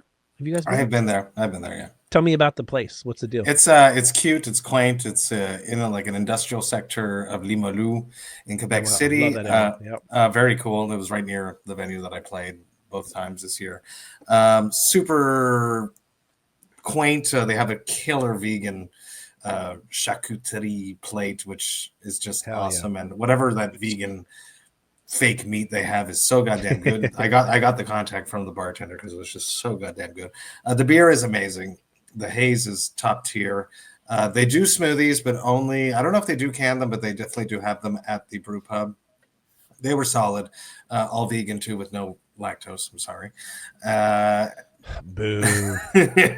Their crispies were solid. I did get the stout as well. They hooked me up with that when I played that night in October, and it was solid. It was good, but the haze is spectacular. And even the big monster haze that they do, it's not too sweet. It still was super balanced. It's just they're crushing, and they did get better this year. As much as I loved them last year, I love them even more this year. Their branding took a step in a different direction. I think maybe right before we did this last year, or I can't quite remember. But I really do like it. They have a brand identity now that when you see it, it's them. And I think that's important for a brewery too. I agree. Definitely. Yeah. And I'll say, I promise we'll let Noah talk at some point. Like again, like something else I got to shout out, because like you say, like branding, very recognizable, and then on the back of the can, lots of details about the beer. Because first of all, name, ABV in big letters, tasting notes even. Because I'm drinking Thermos, which is a 6.9% IPA, and it says tasting notes: lime, tropical fruit, and grapefruit. And then for the hop, not only does it say the hop, it says the hop farm and the country. Yeah, that's super cool. Yeah. Lawaka from Freestyle, New Zealand, obviously, and then Strata CGX from Crosby Hops in the US. I think that's super cool. They were one of the first to do that. Yeah. Which is really cool. I've been to the brew pub probably about at least 10 times because I was dating someone who lived like up the street for a while. Oh, no shit. Okay. But this was over a year ago, and what I would say is that, like, it was always enjoyable. They, like, kind of hit the mark for the haze I was looking for. But I think to Nate's point, from what I've heard, is in the last year that's, like, gotten substantially better, because it was always, like, okay, or they kind of fell off a little. But it was also always a fun spot, and like Matt was saying, it's in a cool industrial area, and it leads onto a parking lot, but on the inside it's like chill. You can bring your kids, you can play board games. When I used to go there, they were dabbling in stouts, but they weren't quite getting the body right yet. Like, I think even BG in the area was doing a bit better job with that. But I think the whole point with breweries like this, where they're taking the model of the New England IPA, the lager, and the imperial stout, and maybe a smoothie, like that's their like goal. It can take time to kind of dial it in, and from what I hear, they dial it in. It's been a bit while. Like, I haven't even seen those cans they were showing. It was different. Like, interesting. Mm-hmm. Okay, so you really went like on a much earlier stage, because I think I remember Max from BG telling us about them. I think they were contracting for them. They were at one point, I think. Yeah, for them and EXP, who I haven't had anything from since they've been doing their own thing. But EXP definitely was. I don't know if Nano ever was, but it sounds right. One of the two. Maybe I'm thinking of both, but I think I heard about them all from Max. And don't get me wrong, like when I was there, like the person I was dating, she'd be like, "Yeah, where do you want to get a beer?" I'd be like, "Let's go to Nano." So, like, it wasn't that I didn't like it, but it wasn't where, you know, Masorum or Brewski or what it was. But that was also over a year ago, and things changed fucking quickly. Yeah, and just because they weren't there doesn't mean it wasn't fucking great. That's not a. There were a couple of off things, but like on the most part, I had a blast and enjoyed. And I remember asking you about them at that time because because what I had tried from them at that point, I was finding a bit hit and miss. So I was curious to see if your experience was similar. And it seemed like it definitely was. But that just goes to show you with them and with Sir John how much things can change in a year. For sure, it's kind of crazy. So and these are ones that are starting to get some notice outside of Quebec too, because you're starting to see a lot more Ontario breweries collabing with them now. Yeah. Oh, that's cool. Yeah. I feel like the Ontario Quebec thing is definitely ramped up. Like, it's picking up for sure. But it's also, like, not sound like a Debbie Downer, but it also has so much to do with the individual brewery and like what they're trying to accomplish, right? Like, absolutely, they have the motivation to be like reaching out and like it's gonna happen, and other people want to be like all like, "Oh, I'm the best. I don't need anyone's help." Yeah, you're 100% right. That's exactly how it is. It depends on the vibe of the person. Like, the Sorum's trying to be the coolest people in the fucking world, and they kind of aren't. Like it's all motivation, right? Yeah, the brewery Nate's going to introduce next. Like that dude has come over here multiple times to work with everyone, Counterpart, Third Moon, Badlands, like all the best folks out here, and he's going around and he's making that long ass trip from somewhere far in Quebec that Nate's going to tell you about, and that is clearly important for that gentleman. That is how I personally heard of that brewery, through doing those collabs.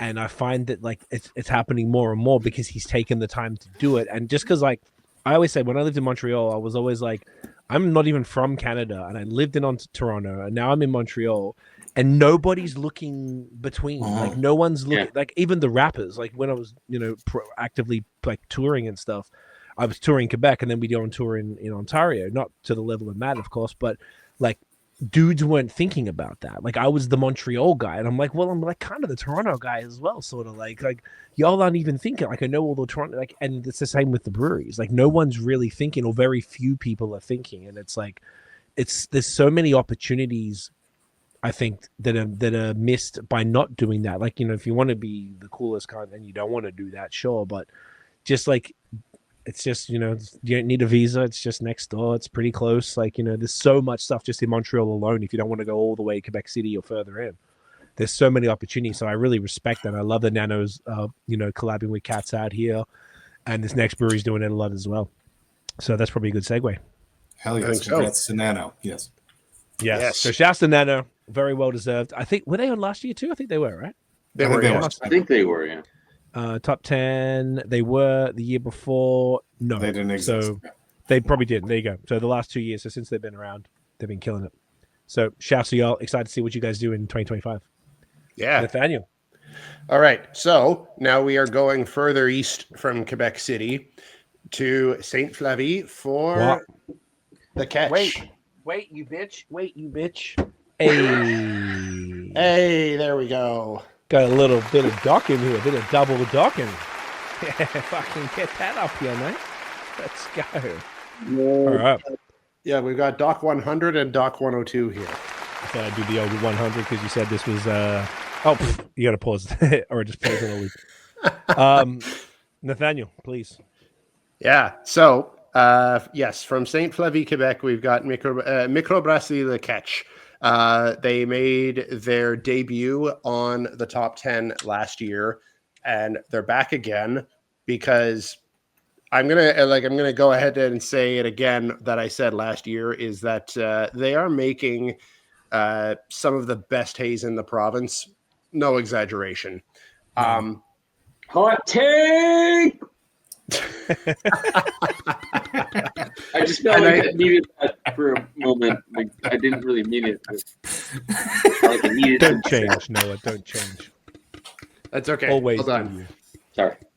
And and I think even Troy from Badlands would agree that I think that Guillaume from the Ketch probably has the biggest freestyle hop contracts of anyone in the country. Like with the amount of peacherine that guy's able to use, I don't think anyone else uses as much peacherine. Not as even Guillaume. close. I think we heard of peacherine because of Guillaume. Yes, exactly. He's the one who turned us on to it. Oh, did he ever?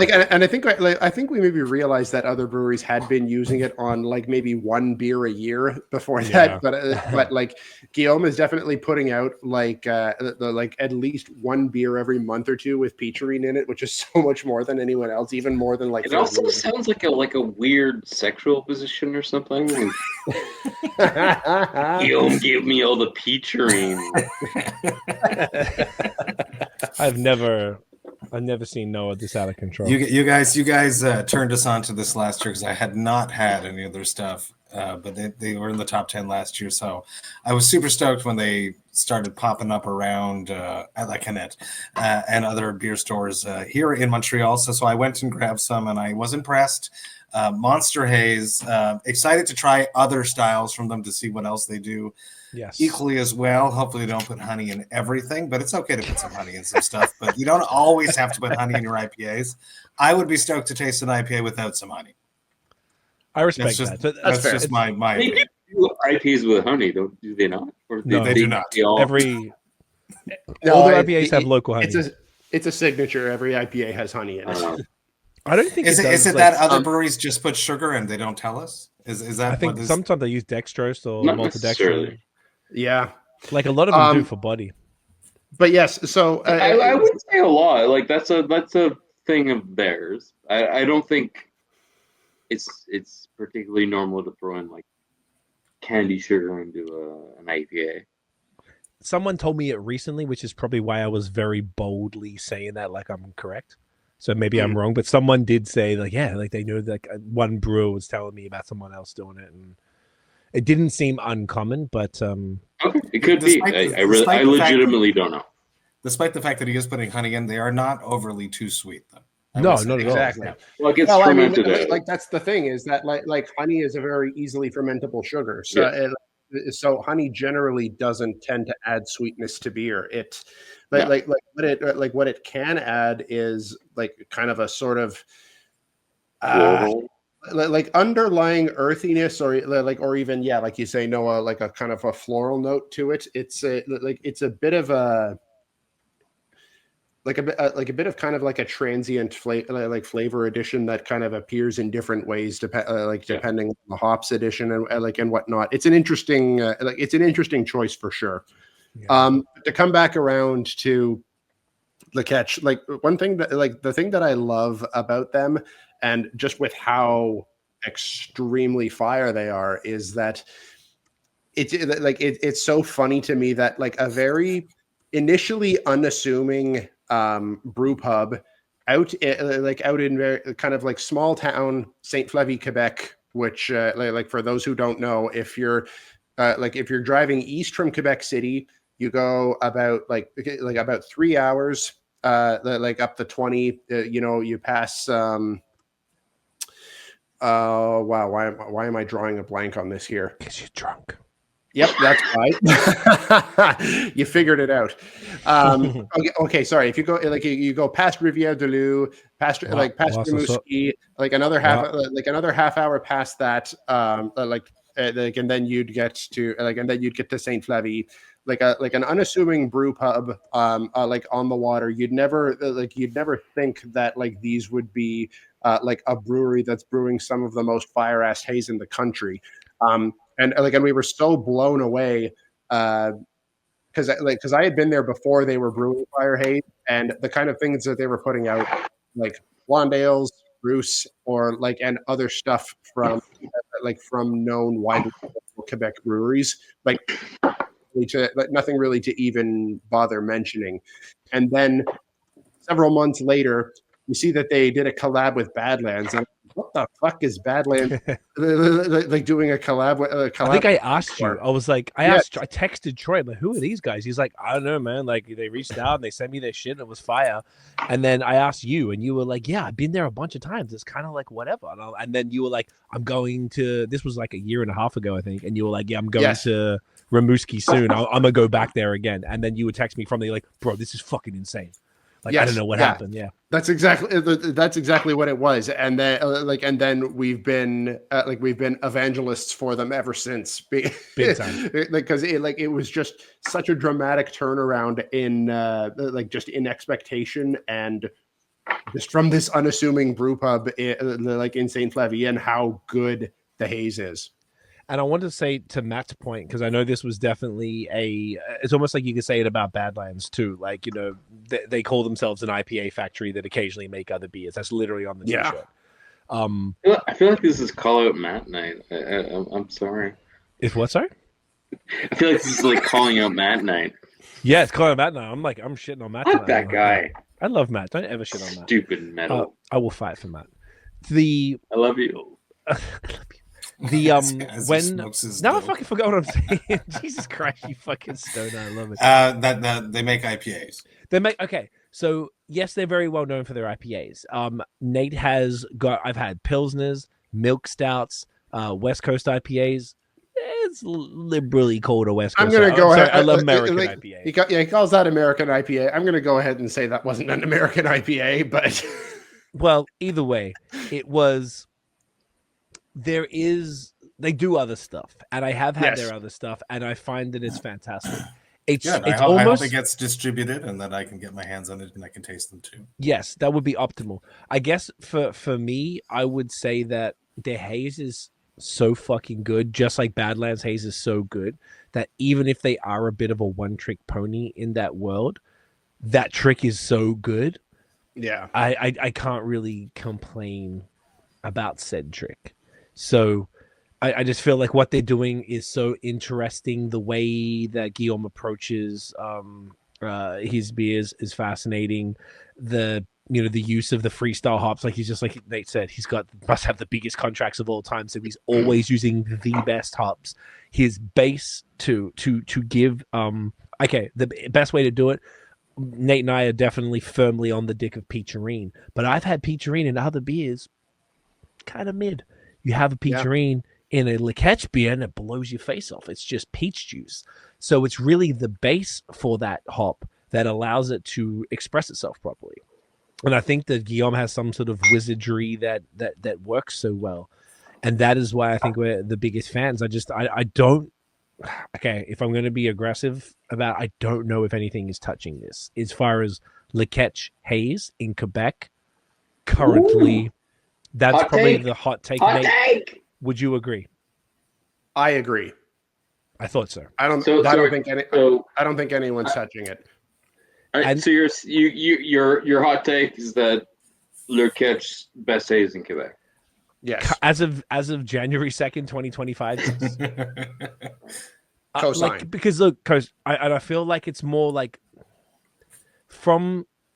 there's been a bunch of breweries from Quebec that are probably, say Nate and I have both had a bunch of, thanks to Nate acquiring it. I just feel like it speaks to, and I could say because we agree on it. It speaks to maybe our palate. It's something about it that it hits all the notes. And every time I have it, I just looking at, I'm like, I cannot believe it. This beer is this good. Every time I have a Le Ketch beer, I'm like, this is insane. Like, I don't get that experience like that much. And it happens basically every time with Le Ketch. And once again, maybe it speaks to our palate. We all obviously have different things that we gravitate towards. I love the way that we've all gotten so sensitive about our hates. We're so mad about how it might just be me and him. Me and him love it. I like that you had to be gay. And, it's so fucking cute. I don't know if it's just me. But we just love it. They definitely make really good haze. That's totally fine. I'll say that they make really very good haze. There's no objective no, but I feel like we need to we're coming at this as we don't play favorites here. This is we kind of have to. We have to be honest. We have to be realistic.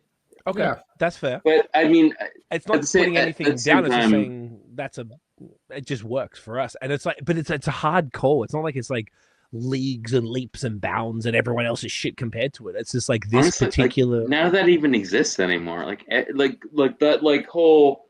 It's really a subjective, personal little preferences that end up. I guess that's what it is. Yeah, and I think that's what's really nice these days. I don't know if you guys feel that way with I think it's dope. We have that much choice, right? So much more than the past, right? Yeah, I agree. No, and it's all incredible. I think that's a beautiful thing. And and kind of to add some nuance to this as we're going, there are we've already named some excellent breweries that brew some absolutely fire haze, and we're going to be naming a few more after this. But damn right. There are some reasons that the brewery that won the top spot, won the top spot. If we are looking at a single metric of who's brewing the best haze, for my money, I think it's Le Ketch. I think that it punches more. It's always got this consistency. It always looks like this. It's always thick, murky, bright, and yet milky. It doesn't it drinks and the flavors punch and pop. It's never doing that wet cardboard kind of thing that the ones that are a bit more inconsistent can sometimes do. It's He's doing it right. This is something that he has really drilled down on and done right. You hit on a word that I think is the key part here is consistency. And that was something that we all mentioned earlier as far as one of our criteria for the breweries that made this list. That is something that Ketch has in leaps and bounds, in very particular, like you said, single metric, if you want to just keep it at that with the haze, and that's all haze from pales to triples. It's just the consistency is arguably unparalleled. And that could be why that our rods are so stiff over this. Well, look, don't get me wrong. I really enjoyed your sexual intimacy. I did that for you, to be honest. That didn't imply that I did not also have some sort of sexual attraction to this brewery as well.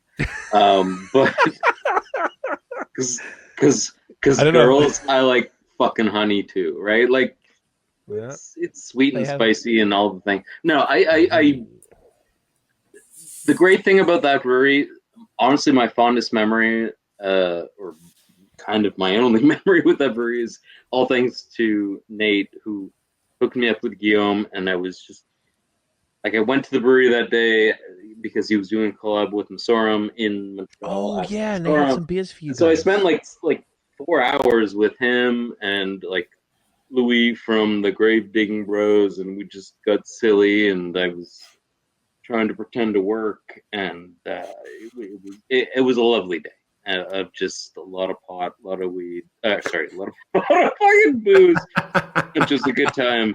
A lot of pot and weed.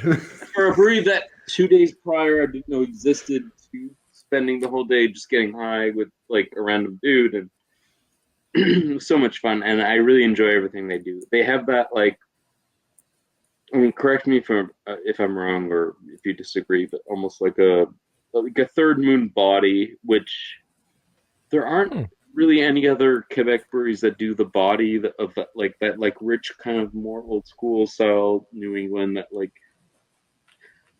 with the sugars has that like creaminess in the mouthfeel. Because like, as much as Masorum might be my favorite, it doesn't have that, and I think I like that about that, but other people do. Blah blah blah. I think you perfectly captured the difference between Ketch haze and Masorum haze there. Yeah. So you call it old school, eh? That's an interesting way to describe it, because I wouldn't have thought of it like that. I think that just came out of my mouth. I don't. Let's just say different school. No, you know what? One way to do it, and I think this might be different. This is what you're thinking. Different school. I'm like, no, that's not you went like a judgment call. This is just trying to differentiate. Yeah. I always would differentiate haze between the Trillium style and the Treehouse style, and this arguably is more the Treehouse style, which is a little more dank, a little more like orange, a little more citrusy. Whereas the Treehouse, if I'm not mistaken, Treehouse had a bit more body. Trillium had more the punch. Yep, correct. And Trillium were very like bright. You've had way more of both of these than me, by the way. Yeah, well, you definitely nailed it. When you drink Treehouse, you're like, oh, that's fun. I could have Treehouse blind over anything, and you can pick it. It's that obvious. Like, it's not subtle. I also kind of feel like that with the Ketch. I hadn't thought of that in this context, to be honest. There's like this, it's like this dank citrus juiciness, this sort of bit more of a sweetness. Yep. Whereas the Trillium is a bit drier, like bright mango, passion fruit, pineapple type of thing, which would probably be more. But also just like mouthfeel, like that, like intense silkiness for like, and I feel like that's what kind of Bad Bones is doing. Is like I feel like they're leaning in the Masorum area of the lighter mouthfeel. Yep. But they haven't nailed down the balance that requires, because if you don't have the silky texture and whatever, and you're just punching forward too much, that like it hits your palate too much. But I think what the Ketch nails, and I had I think I talked about it a bit with Guillaume, where like he's hitting that body, and then the honey, like actually the honey probably thins out the beer at the end of the day, right? Because like that's just 100% fermentable sugar, so it's not like he's adding more grain. Like that's just building alcohol and giving flavor. So I don't know where, like to combine. I imagine to combine the honey and the grain. Like, anyway, all this to say, like, I love what he does, but the body's super intense, and I think I'm a bit stoned and lost myself in conversation. It's completely fine. I have this like hair. It's legal in Canada. It's very legal. Everything we're doing is legal. Matt, did you have any? I feel like you didn't talk as much. Do you have any final thoughts before we move on to? I'm stoked to taste some more of the Ketch. That's my final thought. So we gotta make sure that that Kevin keeps getting it on the shelves then. Yeah, Kevin. Or anywhere else in Montreal, I'll make my way around to find it. It's great stuff. So with that, congrats, Le Ketch. Obviously, is this the first year Ketch been on it, or was last year? No, they were on last year. I feel like they were on last year. Yeah. Yep, they were on last year. On last year because we weren't aware previously. Okay, this is the last fucking year. Don't listen, Guillaume. No. Forrest Go back to the old styles. Go back to the old. It'll be okay. It'll be okay. So, with that, we're gonna switch up the vibe. The next one now. And wait, we're into the top 3. This is top 3, boys. Woof! All right, this one's on me. This is a brewery. Uncle Nathaniel actually met you three. All 3 of you boys hung out at a few months ago. That's right. And that's why I have this beer. And I hung on to this for this pod. This is Melon. Wait. There you go. Yeah. Get that in your dick hole. Fucking beautiful. So I met the Melon boys because of Matthew back in 2021 because they're around the corner from your crib. I remember you put me in touch with them. You and I went by. I think I might have went by myself one time because my barber was around the corner. And then me and you went by and they had some stuff packaged at that point. And, Alex and David, fucking cool cats, man. Really good dudes. And they've been doing some fantastic stuff. I feel like they came out the gate pretty strong. They came out during COVID, so I didn't really get to hang out there until when I went there last summer. I hung out with Simon from L'Espace Public. We got fucking pretty off tits, which was a good time. This is now I'm obviously having a 4.2% crispy as my 4th beer. Yes. So this is, I feel like it's such amateur order, but it is what it is. That's my 5th beer. It's your 5th? Yeah, you've been like, all of mine were concentrated at the end. 2 p.m. So, I mean, like. It's only 2:30. It's 2:30, everyone, just in case you guys are wondering. It's 2:30 p.m. exactly. Thanks, man. We're doing this daytime. Noah's had 3 I need you, man. So yeah, Melon have really been they really found their own, I think, over the last little bit. They did this one I'm drinking is called Fluffy Wonderland. I had this on tap there last on fucking Luca actually. Last summer, and it was phenomenal. Their crispies are definitely where it's at. I feel like they do a lot of styles really, really well, but their crispies, I didn't pour this super well. Oh, look at that, Nate. Twinsies. Yeah. Cute. Brandon Glassware. Brandon, get that up here. Oh, you got your bang. But, shouts to Zen. Dan is the man. I feel like Melon have really they did this cool trip, which I enjoyed following on Instagram to Czech Republic and I believe Germany as well. And they really got to they came back and they would seem very inspired by the region. And they just basically started like slaying the crispies in a way that, was pretty intense. Like my brother got some somehow and gave them to me. I don't know how the fuck he got them.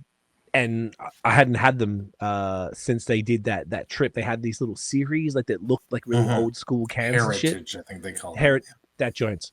And I was just like, fuck me, this is insane.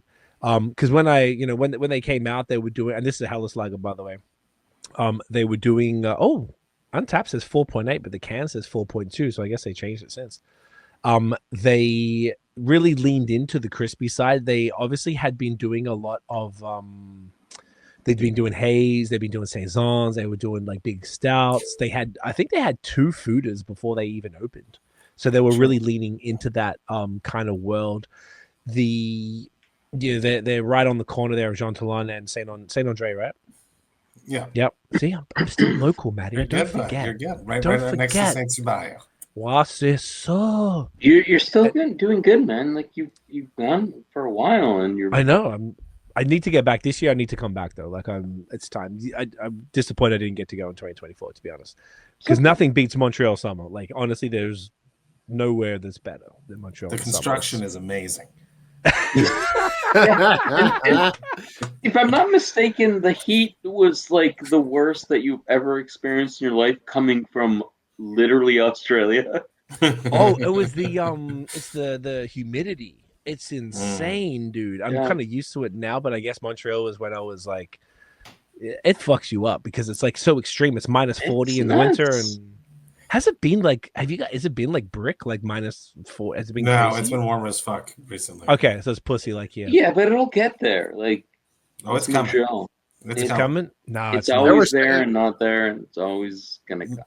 Melon are my neighbors. I'm always very happy to go to Melon. Whenever anyone wants to do anything with me, I'm like, we're going to Melon because they're my neighbors, and I know that anyone that's coming there will have a great experience because the vibe is amazing. What's amazing about them, I think I said it last year, but I'll say it again, is because they were on the list last year, and they have been on the list for many years, is that they're not a beer geek destination. Beer geeks go there because they make killer Crispies and low ABV haze really, really well. But they're a community hub, and people go there just to enjoy the vibe. It gets a bit noisy. The music is good. The beer is phenomenal. They've partnered with a pizza place recently during the summer, I want to say. Pizza Tony. Which is super cool and a good idea. The vibe they're is hype. They're like hot, like Melon. Don't say pizza. So everything about Melon is hype. Their social media, whoever's doing the pictures are amazing. Yeah, the branding is sleek. They're smart. Melon is super smart, and their beers are luckily equally very good because it couldn't have worked as well as it has if they weren't following up with all the hype that they had built behind it. I'm happy they're my neighbors. They make great beer. Crushers. Their haze is good. The stouts are good. The weird bottle they do that weird November fermentation month, which is super exciting. I haven't gone. I was on tour and I came home and I hibernated after that, so I didn't go this year. Interesting, weird beers that they release in bottles. Super fun. They're all over they're a well-rounded brewery with a beautiful establishment. Super hype, and it lives up to the hype. Love that. Yeah, I feel like that's a great summary, and it's really nice to see. Like, there's a few breweries in Montreal that have really, I mean, Quebec in general, but I guess we talk about Montreal. They're like, them and say Silo, who have really like drilled down on the Crispies, like is in like also hung the Hildegard, of course, and I guess even Meso to a degree as well, have really hung their hat on Crispies, and I think that's like. It's dope because it's a similar thing out here as well in Toronto. There's True History, Godspeed, and a few other places that are like doing really great crispy stuff. Obviously, Maddie, we were at Godspeed together in October, right? Yes, we were. It was super cool. Yeah, I saw Maddie twice this year. It was beautiful. But it's really cool to see these guys do that. Like, but even their haze is still like really solid and unique. I find like they have a unique haze profile. I can't describe it because I'm not as prolifically as Beerism, but there's like a nice low ABV. The shit's gone, bro. I'm not prolific anymore. Creamy mouth texture, but with an ABV of 5 to 6%, which typically it has to be 6.5 to 7.5 for it to have that same mouthfeel. But they're nailing it. Yeah. What I would say about Craig, do you want to finish what you were? No, keep going, brother, please. I think Melon is probably the like poster boy for coming in the right place at the right time.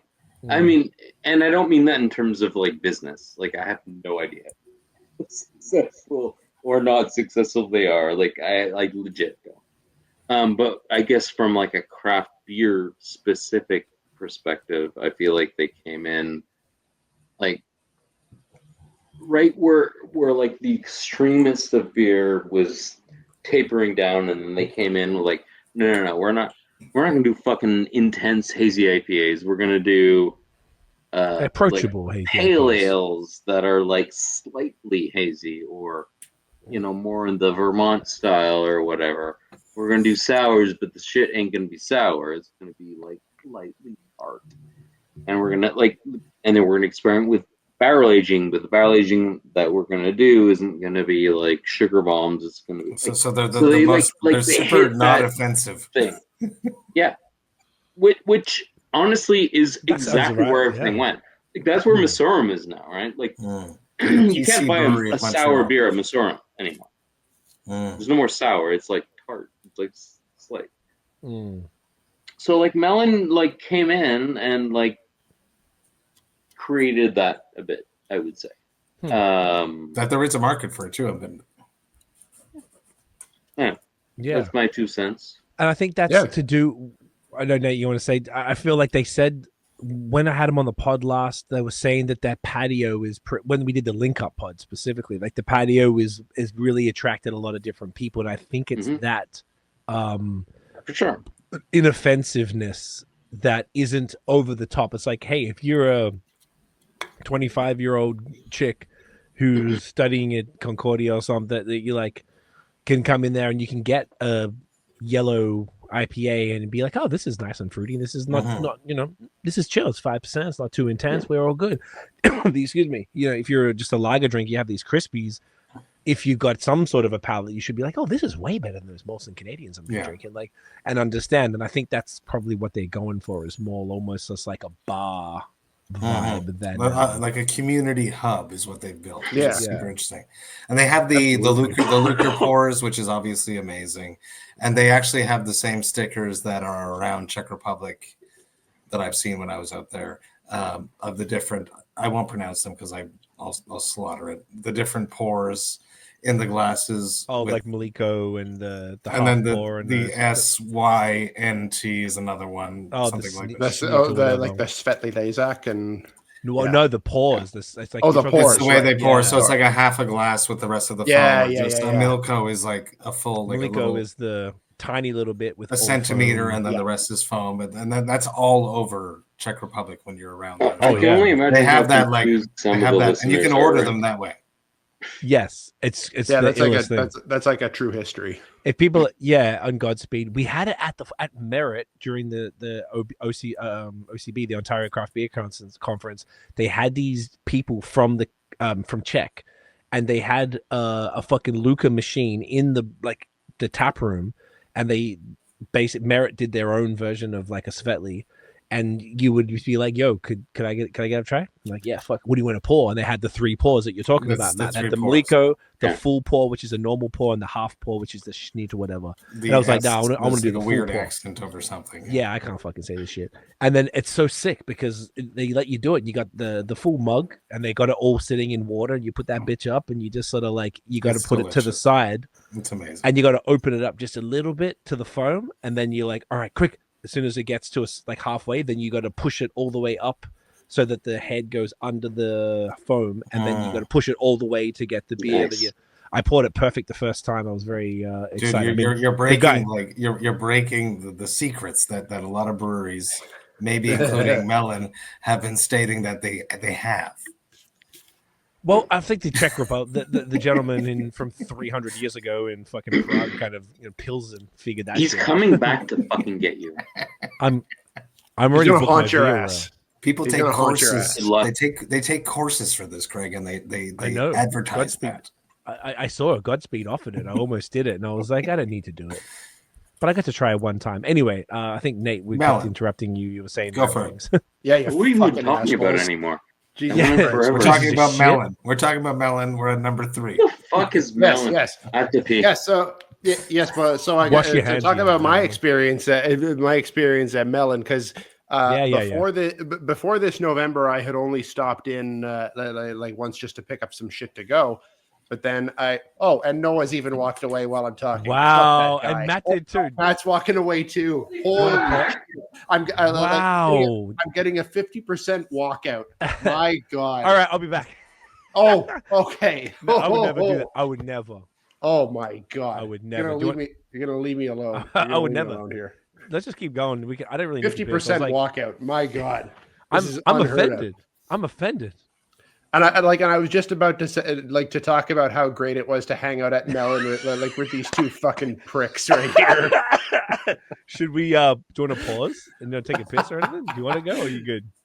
No, you know what? I'm just gonna roll with it. I'm just gonna roll with it. I'm roll with keep it. Let's go. About this is it way and, more fun. And they're not even gonna be I could say whatever I want about what happened there. Yeah, you can. Oh, look, now Maddie's back. Oh wow! Now we had a great time there, Nate. I'm assuming. Yeah. Oh yeah. We had such a great time there. You fucking prick. Jesus Christ. I had to pee. I'm sorry, but we did have a nice time. I had just come back from my tour because I'm in a band, which I haven't mentioned enough in this episode yet. No, you really haven't mentioned that you're in a band. I haven't mentioned that at all. It's true.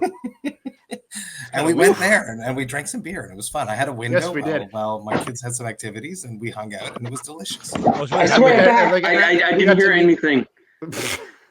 And we got to meet your whole family, Maddie, and they were all lovely. They were. Yes, we did.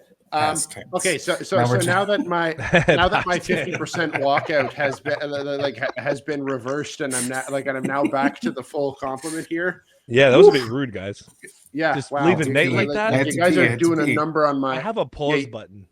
Sorry, you have to tell us. Yeah, but we're not making use of that anymore. Not now we're fucking holding it for the rest of the way. You don't know me very well. The magician's got to go.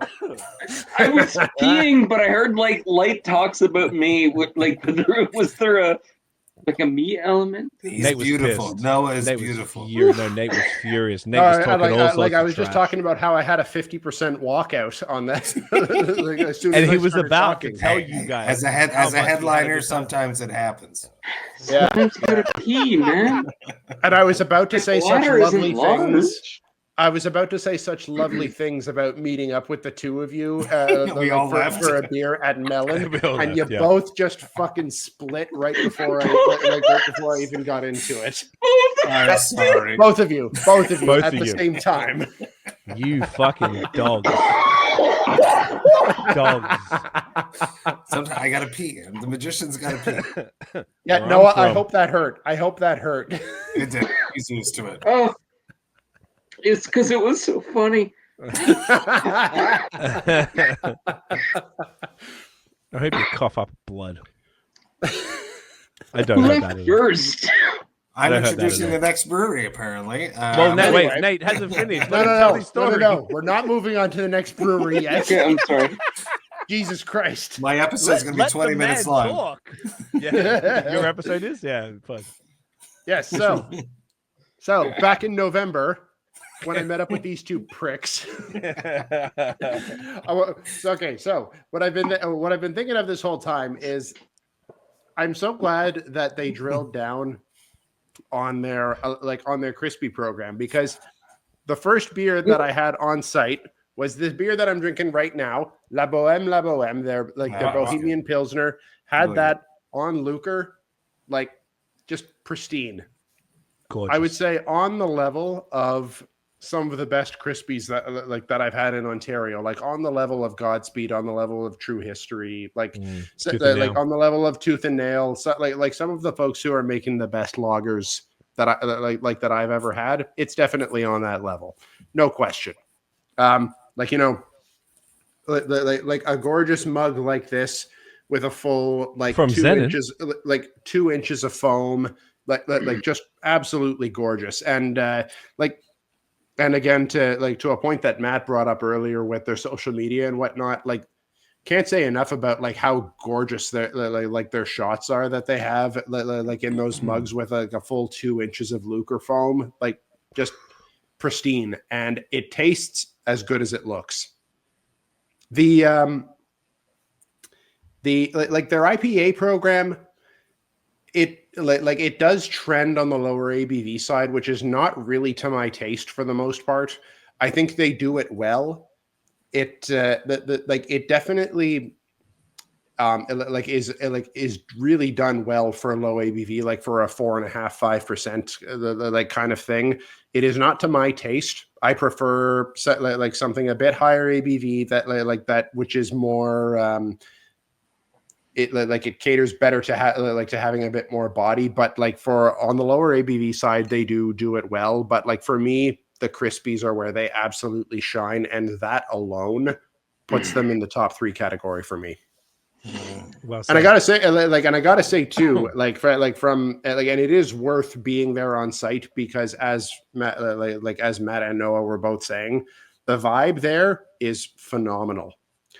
It's just an enjoyable place to be. Like they've got vines hanging from everywhere. It reminded me a lot of Mama NYC, the brunch spot in that we went to. Down in Griffintown. And that's another spot that's just lovely. Yeah. It reminded me of that just from the vines that were hanging everywhere. Wow, that's a good callback. Yeah, that was like pre-COVID when we did the vlog. That's right. Honestly, the best thing about that place was seeing you, Nate. Now try to butter me up. Now try to butter me up after you fucking. And then you know what? Matt walked in, and you know what? I like Matt too, but Nate is much taller. Matt, you gotta admit, you're no Nate. You're no Nathan, and I'm no Nathan. It was a nice the real moment. I wish I could have continued the party with you guys that day. It was a lovely. Oh no, he left and no, you can actually I left. It's like you had a family or something. I had a window. Yeah. You got the window. Well, with that said, Melon got a nice little. I feel like we got a nice segment. We love them, but we have Forrest. two more. We have 2 more. I'm introducing the next one, I believe. You are indeed. And we're staying in Montreal for this one. We're in Montreal. I love them. They're in the Old Port, which already people understand and know what's coming up there. I've already drank it, but it's a brewski.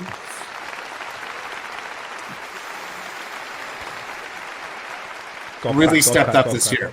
They really stepped up this year. I feel like their haze out of this world this year. I don't know what changed or what happened. Maybe nothing changed. Maybe I changed, but just in love with their haze this year. Distribution really stepped up because they opened the annex. I think that's a big thing for me this year is like being able to walk into a store and just grab a beer. Them opening the annex, which opened way more fermenter space. They can distribute beers across the province a lot more easily. Yeah, it's amazing. It's amazing. It's freaking amazing. And the annex is beautiful and it's phenomenal. You mentioned Derek. Yeah, sorry, go. You mentioned Derek earlier. So he's a physicist. He's a scientist. He's a genius. Zach from Bad Bones worked with him, grew up underneath him before starting Bad Bones. And Derek is the GOAT. He's so fucking smart. Yeah, they have to make a bunch. I said this last year. I'll say it again. They have to make a bunch of styles because they're in the Old Port, and people just walking by, sit down, and see it's a pub. So they come in and they just sit down and they have a brew. So they have to make a bunch of different styles. But Derek will not let them just make a bunch of shitty styles of beer. They're all amazing. You can have a little lager. You can have a white. You can have a red ale. They do it all. They don't fuck around. They're barrel aging. Also really stepped up because of the annex. There's more space for the barrels to be coming out. I haven't drank a bunch of them, but I know that it's a possibility, and I know that's probably what he's doing. I love brewski. My one thing their art is interesting. I'm a musician. It's all AI. It irks me, but it's definitely them. If it's not AI, I'm wrong, and I apologize. But I like real things. That's my only thing, but it's definitely them, and it works. But it's my only thing that I can say negative against them. What do you mean by real things? I don't know if it. I don't know enough to say for sure that they never use AI, but I know for certain that there are at least some of the stuff that they've used over the years, which very recognizably as brewski art. That there is some. Because they've been a brewery for many years where they have partners with, but now AI is so easy that I feel like more recently it's been a bunch of AI. But I could be wrong. You're probably right. You're probably right. And their art style, their art style wouldn't be particularly catered to AI recreation. I will give you that. But it's cool. It works. It works on a shelf. It's beautiful. But and it's recognizable as brewski for sure. Yeah. As you can see, I dropped it down the stairs too. It's still okay. I am drinking this. I didn't talk about it. I'm drinking about their Hublot. It's an IPA, 6.5%. It's a Citra and Topaz. Let's go. So what do you think they did this year? Because Nate and I had Derek on the pod earlier in 2024. Yeah. Yes. Is that right, Nate? Yeah. Yeah. We had him on back in February. Yes. So I'm gonna jump in, and I'm really glad, Matt, that you mentioned the annex, because I think another thing that the annex really improved is the consumer experience for takeaway. I think it's much you don't have to better stand at the bar anymore waiting to get cans. Yeah. Like if you're getting cans to go or merch, it's a much easier, like kind of less stressful experience getting it for getting it you to were go right from next the to like annex some than it table is. back in the day.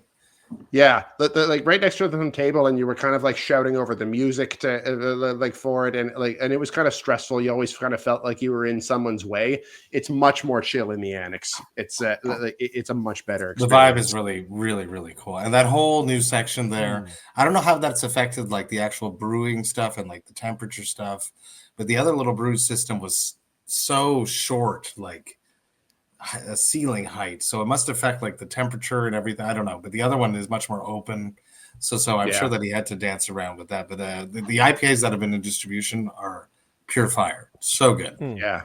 Okay, I was going to say what changed. What do you guys think that I feel like it's the annex and that brewing system that they set up in the annex must have just the climactic change of being in a tiny little enclosed space versus being in that big open space. I don't know. I'm not the physicist the way Derek is, but I'm sure he can talk more to that. Physicist. Yeah. I think you're right. And go ahead, Noah. No, please go ahead. All right. Well, all I was going to say, because Matt mentioned that the beer that he was drinking was Citra and Topaz, which reminded me going February of 2024 when we had the Citra beer. Yes. That was the best. Where I was going with that one. Yeah.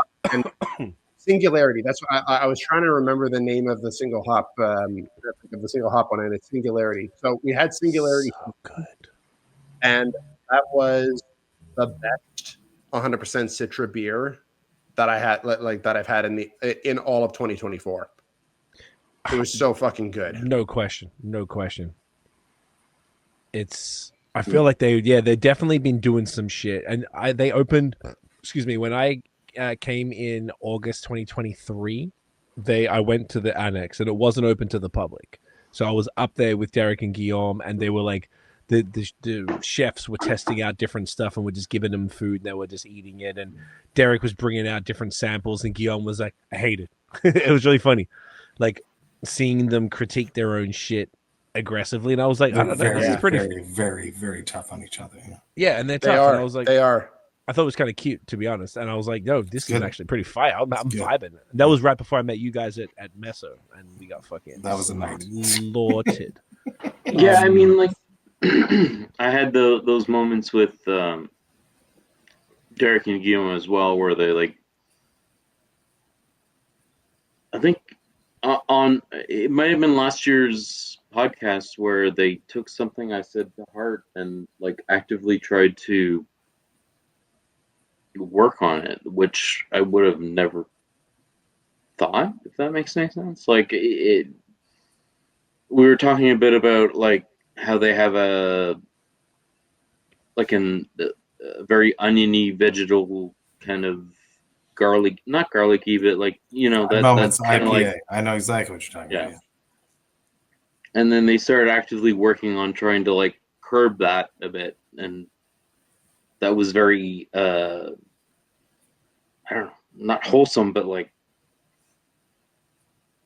how would you I would have never thought that like us having this conversation with it's pretty cool that they're listening. And they won the Haze Wars this year. They crushed it. They did? Okay. They did. Okay, I'll be honest. Derek said to us in that pod, he was like, I want to be the brewery of the year in 2024. That's my fucking goal for this. And I was like, all right, let's go, bro. And I like, look, to be fair, for Nate and we didn't have any. Actually, Nate, I'm probably speaking for you. I don't know for sure, but I definitely didn't have any other brewskis since that pod for the rest of 2024. Which didn't help for the voting. Yeah, I think that I don't think I have either. Well, but what we did have in the pod in Feb was good enough to get such a high ranking for the rest of the year. And it comes back to that Singularity Citrus still stands out in my memory as one of the top beers of the year for me. Spectacular. And it comes back to something that, like Matt, you were saying earlier about that all-roundedness, that Brewski can do everything. Like they do some killer crispies.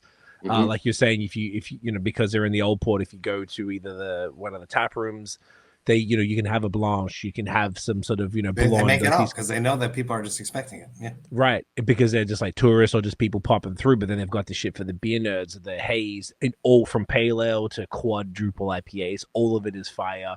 Stouts, barrel-aged stouts. I had a few, not 2024. I think it was 2023. My friend Fred got me a couple of different bottles. Maybe Nate, you got me one as well. And I was so impressed. I couldn't believe how good the barrel-aged stouts were. Obviously, their smoothies, God tier. They basically started. They weren't the first, but they were probably the biggest. I still argue to say we have this argument every year. They make the best smoothies. No, they do. I don't think that's a question. I think their smoothies are just like no one does it. No one does it with that level of consistency for sure. So good. They weren't the first, which Derek told us. It was Nouvelle France, and he even thinks maybe Meso even scooped them as well. I don't think so. I mean, maybe. Apparently, Nouvelle France. When I think about it, I think about them. Same. That's why I said to him. And certainly, no one brews as many smoothies as them. And as well, and you know what it is? Every drop has one. Every drop has them, and they're not overly sweet. They're like, the body is fantastic. They're like got some ridiculous like stuff that they put in them, but it works every time. Honestly, the best one I ever had was the one that you did, Matt, the one with the coffee and stuff in it, which makes no sense. Derek, bring it back. Bring it back, but it makes no sense that a smoothie with coffee was that good, and it was just impeccable. I always assumed that beer was going to be trash, and it was one of my favorite smoothies. Same. It was so ever to this fucking day. Good. Shout out to Zach from Bad Bones. It was mostly his idea that was really? See the concept behind it. Yeah, fucking right. I'm sure that Derek will have something else to say about that, but we did a podcast and Zach talks about Derek making it a breakfast smoothie. Yeah. we're talking about Brewski now. We're telling me to do a good job. Oh, right. Somebody did good job. Okay. Sorry, I mean good job, Bruce. That's my father. Relax. But obviously, killer. I fought for them. I really, really, really like Brewski this year. I was very stoked that I got my hands on a bunch more than I had in the past. Story of my life. I'm really busy. I want to be able to go to my beer store and be able to get my hands on the beer I want to drink. I like that. I'm with you. I know we haven't been talking about this much, if not at all, throughout this entire process. But what are we at now? Are we at number 2? That was number 2. So we got one more to go. We not it's at time. least It's time. Does anyone else want to talk about Brewski? No, but could we at least acknowledge that Brewski is our number 2? Like that's meaningful because in previous years it's always been random, right? No, this is not random this year. This isn't. So yes, we've made a point to say that it's not random, and you're right. Yes. That is meaningful. Brewski is number 2. Yes. Yeah. Mm-hmm. Yeah. So Brewski, congratulations. You're number 2. The point system was a vote. You're not quite good enough, but we like you. No, but you know what? I don't stand behind that statement, Derek. I love you. Derek's gonna go to Verdun and just fuck you up, dude. Because fucking Beerism. I'm trying to be funny, but this is legit. Meaning you're legit. This is the top of a. And this is a point. You know what I'm trying to say, right? No, I know what you're trying to say, bro. I know we're making fun of you. And it was very tight too. Yeah, it is a thing of when I have one day in Montreal to spend on breweries that we go to, and I'm not going to fully spoil it, but it's a thing of if I've got a day to spend in Montreal and 2 breweries to visit, which is very often how it ends up shaking down, the breweries that I'll visit will be Brewski and then the brewery that we that we have for number one. Same. I just want to point out, those are my favorites. Those are the two that I visit most often when I go to Montreal. Whenever I get requests from any beer geeks writing me or Vox&Hops heads, I always say brewski and the next one. Yes, exactly. I just want to point out real quick on the points. Melon and brewski were 1 point difference. That's like everything was pretty tight. Yes. Like there wasn't like anything that blew shit out of the water. It's particularly the top 5, which makes sense. Very, very close. Everything was pretty close. There was a few points between brewski and the number 1, like 4 points. But like the bottom 5 are the ones that are interesting because those are the ones that could be like only 2 people had them on their list, and that wound up putting them on. It's exactly. The top 5, and in particular the top 3 are the ones where there's a bit of difference, but we're mostly aligned. Absolutely, and this is getting fun now. This is really fun. So, are we at our number 1 right now? We're at the number 1. It's happening. Can I go grab that stuff out of the fridge? I'll be right back. That's exciting. Do you want to a second while I try to change my battery? You know what? Nate's gonna change. I don't know. Nate looks really good all of a sudden. He does. Noah's gonna get a beer. I need a piss, so I'm gonna pause this, and we can all come back in a second. That sounds like number 1. Yeah. All right, and we're back, guys. These gentlemen have had a few beers, and this is our favorite time of the year. We're celebrating. It's festive. What we're gonna do right before we get to the brewery of the year for 2024. We're going to go through some special mentions. We're just going to do one each. And these are just from some of the breweries that we had in our top 10 that just numerically, just missed out on making it. We're going to start with you, Matty. Tell us who you got.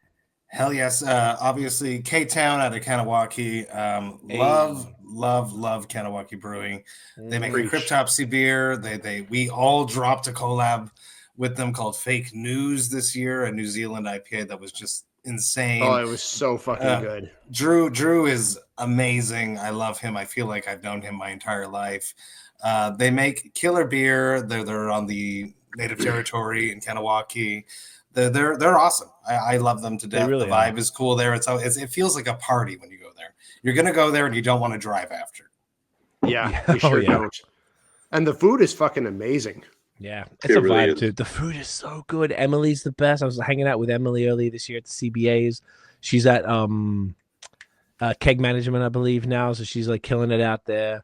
And Drew is just knocking them out the park, man. It's beautiful. Their anniversary drop in April was obviously cool. The Fake News was exceptional, but the whole lineup was the whole lot. Bomb. Yeah. No, I met up with Noah there. On their Cinco de Mayo day, and yes, we had some fucking delicious tacos while crushing some Fake News among other things, and it was just a delightful experience every time I go there. Yeah, and my kids were there too, and they ate so reasonably priced. It was incredible, actually. It's awesome. It's welcoming really for families. Fantastic for the kids. Can't do any better. The vibe and yeah, love them. Love that. Amazing. Nathaniel, who you got for a special mention? So we got to talk about Oval, who I think Noah probably mentioned earlier, that if we were talking and if this was something that we had all had access to multiple times throughout the year, and if we were talking about quality of beer alone, it would probably be unquestionably the best brewery in the province. Yeah. I've had more of them in the last couple of years, thanks to my wonderful mother-in-law out in Rimouski, Quebec, who gets the drops fairly regularly and always puts them aside for me. Saison Espinay has to be one of the best beers in the country. Yeah, I've got no hesitation saying that. Absolutely, you'd agree. Couldn't agree more. I would. It's a lovely thing. It has the perfect tartness to funk acidity level. And and other things on the same level, like Saison Dorval, Cuvée Madeleine. It's Cuvée Louis. I've all of those saisons are absolutely top tier. Like some of the best shit that you'd get outside of Belgium. It's it's unreal. And like, and even their hop game too. Like Naudet is is amazing. Yeah, like their hop stuff, like their hoppy stuff is not going to be the same kind of shit that you'd get from Le Ketch or Mesarem, but it's really, really good. And it's like, and it survives surprisingly well for something in a bottle as opposed to a can. Like if you have something that's like a month or two old, say like Simcoe Citra, which they released recently, like think of it more of an American IPA vibe as opposed to a thick hazy New England. Top tier stuff. It's really good. They're fucking fantastic. God damn, love it. Noah Testicular Forrest, what is your special mention?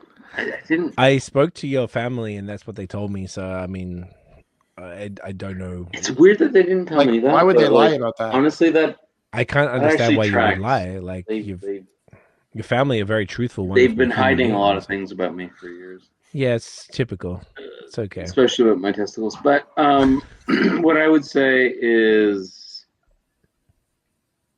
I wouldn't even necessarily say the last year, but maybe the last 18 months, which is longer than a year. As it is. One might think. No lies. I don't know if people realize that 18 months is slightly more than 12 months. Bro. Fuck. No lies detected. Pretty damn smart sometimes. I've heard that. Whew, just cool your jets. All right, take a sip. But I'm not taking either. Collect yourself before you do that special mention. Jesus Christ. Enough I'm edging here, bro. Let it go. I'm groundhogging things all over you. So LeBras has been doing Jesus Christ for years, but then they also brought on the grave digging bros, right? Like Louis and that, like, so they've kind of like created this symbiotic kind of. It's not quite contract brewing. It's not quite brewing for you. I don't know. I'm sure they could elaborate on it more, but it's not from my perspective. Maybe you guys should do a podcast with them if you have. Yeah, I was gonna say we should definitely. I should do a podcast with them, with my own podcast network. Beerism pod coming soon. Beerism pod. It's not a bad idea. I might need your help though. Yeah, I can help you with it. It's not fun. You don't want to do it. It's a whole thing. It's such a whole fucking thing. But oh my god, get on with it already. The beers, honestly, you know what? This is the first time tonight that everyone else has been jumping in and not me. So. Honestly, their haze game has stepped up a lot in the past. It really has, like a lot, and it's really solid. Yeah. So I don't want to sound like a dick, but there was a point where if I saw a Canada on the shelf, that would be a no-brainer, and it got to the point where I'm taking LeBron off the shelf. Like those guys, like, it's not to say that the LeBron stuff was terrible before, but those two guys like brought it to kind of another level. Like I wouldn't, and I legit mean that, like, I don't think it was bad before, but that combination of minds actually really helped them. Hell yeah, I totally agree. Yeah. I actually haven't had this stuff since the boys have been involved, but I've heard only impeccable things. You haven't either, okay? The haze is really stepped up. It's really it's great. And plus, Kevin does the artwork from for some of the can art at this point too. Does he really? He does a few of them. Yeah, I didn't know that. Piece of shit. That's cool. We should say that Kevin is not Kevin is not paying us per mention for. No. I literally just like Kevin. I mean, I go there all the time to get my beer. I don't think we need to mention that, considering literally every time we do, we call him the worst person in the human. Yeah, I can't say on the pod like 3-4 times. We say he's a dick. I haven't said a negative thing about him so far. Maybe it's just okay. You're the only one. Well, the rest of us have. Did, man? I do not know. He holds my Vox&Hops merch. He has all my beer. He's amazing. I like to hug Kevin. Fuck him, but I love Kevin. He's tall. He's very tall. He's really tall. Very friendly. How are you, though? Frenchiest bloke ever. I miss him. All right, so then my special mention was Silo. So Silo, shouts to JP. I feel like Silo do some of the best Crispies in the city. Been a big fan since they opened. I love everything they're doing. Nate recently got me. They had some short cans they started dropping now from like a Hellas and Czech Pils, and both were fantastic. Their core range is just, I feel like they're like continuing to just make kind of more like Godspeed type of style as far as Godspeed approach, not in the same way. Their beers are actually quite different. Silo is definitely a lot less bitter. Godspeed definitely have a higher bitterness ratio with their stuff, but Silo have really like, leaned in to that sort of German Czech vibe and just Crispies and all things crispy, from alt beers to all the lighter styles, and even like, I think 1 or 2.5% super light beers. And I just love it. I don't know why. There's something about like the Luca, and we'll talk about Melon having the Luca pause, and this, if I'm going to go out to a brewery, this is kind of what we're saying, like a lot of the breweries that are doing well, the tap room experience is what's drawing people in, and you want to take things home like merch and beer. If I'm going to go out, I would personally prefer to go to a place that has a Luca ball.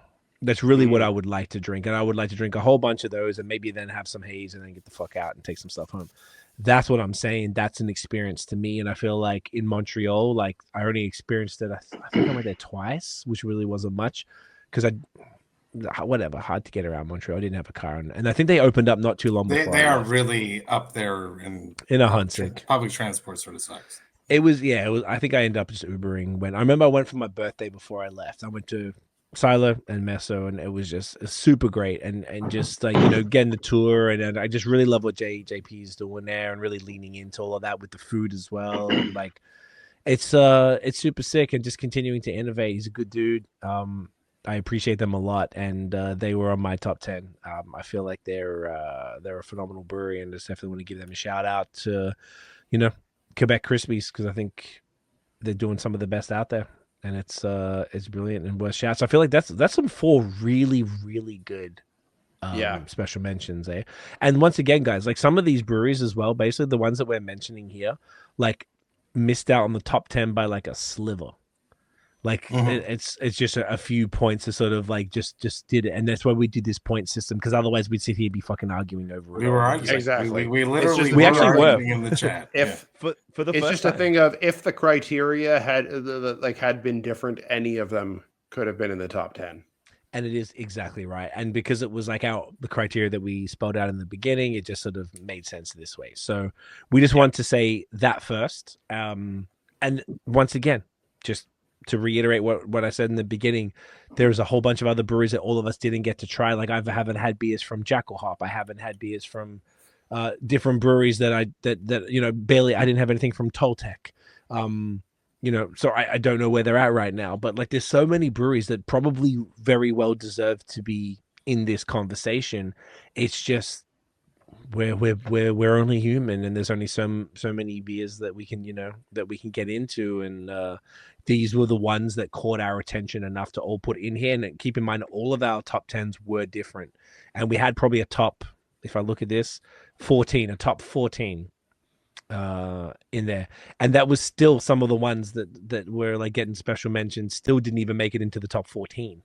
So it's very tough for us to do this, and it's sort of like you got to make a call if you want to do an episode like this. So that's where we're coming from.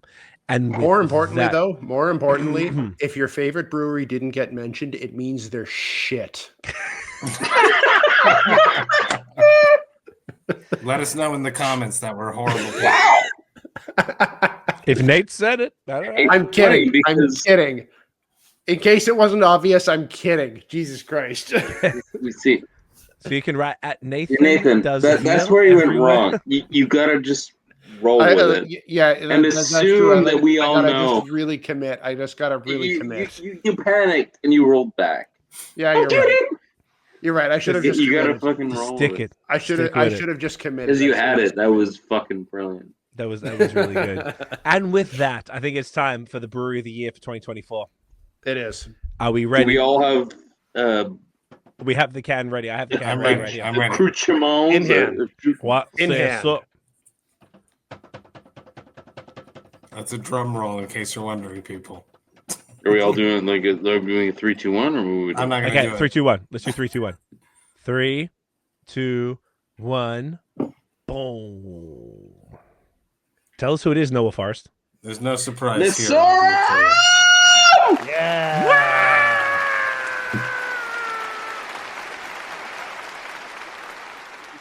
Second year in a row. So talks about it. We fought about it. We fought about this, guys. We fought about it. This was a fight. Okay. And I won, motherfucker. And we knew Noah what he wanted. Really, at the end of the day, we all knew at heart that this is the one that should have taken the top spot. Dude, they're basically flawed. I mean, that's what I would say. I don't know if that's what you all would say. Well, we all did say that in the end, obviously. And you know what? I think we were saying it, and then we were like, you know what? Matt or Noah or Nate or some fucking person was like, "Yo, let's do this number point system." And then that shit worked out pretty sweet. Nathan planted the seeds, and then I manipulated it into what I wanted. Yeah, no, it's wonderful. That's right. They're impeccable. They make all the styles. No, that was important for me. I was arguing about that I wanted a brewery to win that could do more than one style of beer. You did say that. That was important. You were very adamant about that. Their brand is freaking impeccable. Yeah, NathanDoesBeer is a fucking genius. His artistic integrity is unparalleled. It's cool. You go there. It's a cool. Even my friends that don't like beer want to go to Missouri with me, and I'm like, okay, cool. Shout out to my friends from Chambly. Wow. The beers are just crushing. Like whether it's like a Pilsner, I'm drinking a Pilsner myself. Italian Pilsner, I want to say. Il était une fois. Arrivederci. Italian Pilsner. Their haze is amazing. Their stouts are amazing. Their West Coast. They need to work on it, according to Noah Forrest. I'm drinking a West Coast right now. Way to quote me. I never said that earlier tonight. They're amazing. Fantastic. They're so goddamn cool. And plus, there are a bunch of metalheads that run it and metal musicians. I love them to death. They are literally known around the globe. I tour the world, and when my session bassist Dom shows up at breweries with me, because I go to breweries every day when I'm on tour with a Missouri hoodie on, they're like, "Oh, Missouri." They know. People know this about Missouri all across the globe. They're so fucking impressive. I'm so proud of my boys. 2 years in a row. I'm excited for next year. Yeah. Well deserved. Noah, do you want to do your diatribe? We can sit here and write your thesis. I almost shouldn't, just because it seems so obvious to do my like Matt's even just walked off.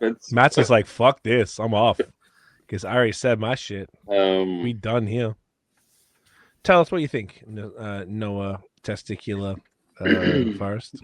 I think when it comes to anything related to IPAs outside of West Coast, which. Dude, I'm drinking it right now. It's great. I had a moment earlier. Anything to do with IPAs, it's the best that I've had in the country. And that's not to say that I've had consistent amount of beers from other breweries in the country. But in my experience, by far, Missouri has done the best New Englands I've ever had. And I've never needed anything more than what they produce, which is kind of like weird and almost like they're gaslighting me or something. Like Missouri is taking advantage of me in some way or shape. But when it comes to lagers and even smoothies and subtle barrel-aged wild stuff, Gab has killed it every time, and it's really hard to beat a lot of those styles. Like, I would love for Meso to do a black IPA, which I've tried to convince Gab of many times, but no one likes black IPAs. I love them. Oh, that is not true. That's what I love about the style. That's why I want him to fucking brew one, is so that we can do this like weird little battle or whatever. But he refuses. Anyway, he's fucking up. All right, tell us I've more. I've tried everything. I like. We've done these amazing barrel aged like barley wine imperial stout blends. They have a knack for finding a balance between what's trendy and what's good, and what works and what doesn't, and combining all those things. You just like look at their location, which isn't particularly close to a metro, yet always busy. Like yeah, it's an anomaly. For me, literally anomaly how that is. Because I want to hear about other people who aren't perhaps as convinced as I am, because clearly this is my spot. I love it. I I don't think that your fanboyism is misplaced. That's sweet. I like that. That's the nicest thing Nate's ever said about me. No, but like I don't feel crazy. No, but truthfully, I don't think it's crazy, and I don't think you're boosting. Like, I think that you're really right that when you're at Mesarem and when you're drinking their beers, you're not wanting for anything. You're really, really not. No matter what you're drinking, whether it's a lager, whether it's haze, whether you're going really hard and going with a barley wine or imperial stout blend, and and if you're going that way, you're going really hard. Because I'm pretty sure either one of those of Gab's concoctions is what really fucked me up the last time that we were there and gave me one of the worst hangovers I've had in the last 5 years. I don't think it was that. What I think it was the fake. What was it, 54 North or what? The 450 North. Now, see, I only had a small sip of that, and I also only had a small sip of his of his moonshine. So I didn't have enough of that. I didn't have enough of that to really do me in. But the barley wine stout blend, I couldn't stop drinking that. I think that's what fucked me up. Yeah, well, if you couldn't stop with, that was silly. That was because it's so fucking good. I think you hit it when you said that. Whatever you're drinking there, you're not wanting for anything. Yeah. No, it's beautiful. You're right. There is nothing there's nothing that they don't do. Fucking A1 great. God tier. Everything we've had from Meso this year, I feel West Coast IPAs, but that's a whole. No, I'm drinking the West Coast, the De La Chocolte Volume 7. I've had almost all of this series. Really? I fucking love this series. This is this one. I do too, actually. I'm full of shit. No, I think you are. I think you are full of shit. I'll co-sign that. And I chose this on purpose tonight because I wanted to be a little contrarian. And do it. Give me shit. Craig and I are the West Coast evangelists. And I chose this for us, and I love this one too. Nate didn't ask me anything. Nate just grabbed, and I was like, "Yes, sir." And he's right. This one has Columbus, Cryo, Citra, Simcoe, Rakow, NZ, Cascade, Hopkeef, and Mosaic Incognito. It's fantastic. And this is a thing about Meso this year. Okay, I've always loved Meso from the beginning because I loved what they represented. I love that they had beef with Dunham in the beginning and then sorted it out because Dunham were like, this beer is not going to work in Quebec. They were everything that Quebec needed, and I was so deeply validated that they opened and existed in Montreal. I think I've said this in the pod before. I loved it so much. They had their periods. I feel like there's been a period of Meso where, and I'm sure they would know, where they just weren't hitting for a while. In 2024, the brewery in Quebec Meso had a period where they weren't hitting. Oh, for sure, for quite a while, for at least a year, where I feel like everything I had was so mid. I feel like I was telling you, and you're like they weren't on point. Like the beers were mid, the beers were sort of like. And look, to be fair to Meso, every brewery that I love has been through that. Every brewery, 100%. Badlands, Counterpart, fucking Brewski, Third Moon. Everyone's been through it, bro. It's just a part of the thing. That's not a judgment on them at all. It's just shit happens. This year in 2024, I had more Meso than any other Quebec brewery easily. Every time Nate went anywhere in Quebec, I was just like, look, if it's under 2 weeks, just fucking get it. For Meso, I don't care. Just get it. As long as it's not a triple IPA, just get it. It doesn't matter. And Jesus Christ, dude, there has been nothing more consistent. We talked about consistency in this pod earlier. We talked about that from the Ketch and from Melon and from other stuff. Nobody represented hit after hit. Nothing represented consistency better in 2024 than Mesorum. Absolutely nobody. If you and from every style, from their crispies, and they've got such a breadth of crispies, from the Westies, that from pale ales all the way up to triples, their stouts. I actually haven't had it yet, but I bought a couple of bottles of what was it, Nate? Like Saison, stuff like that Nate picked up for me. Yeah, and the mixed frame sours or whatever it was. Yeah. And I only got them today. And I'm excited. I just chucked them in the cellar, so I'm very excited to try those. I haven't had them for a bit. Obviously, they're stouts. I had a few of those because my friend Fred got me some from the Halloween drop in 2023. And I had them in 2024, and they were fucking killer. I just feel like there was nothing I had from Mesa. I was like, yeah, that was kind of okay. Everything was fucking fantastic. And that was whilst... You can't front on that level of consistency across the board. Then there's the other things that, like the experience in the brew pub when I went in 2023, it changed a lot. Even the year since I'd left, and now it's been another year and change since I've been there. But in 2023, it was fucking all. It was so much bigger.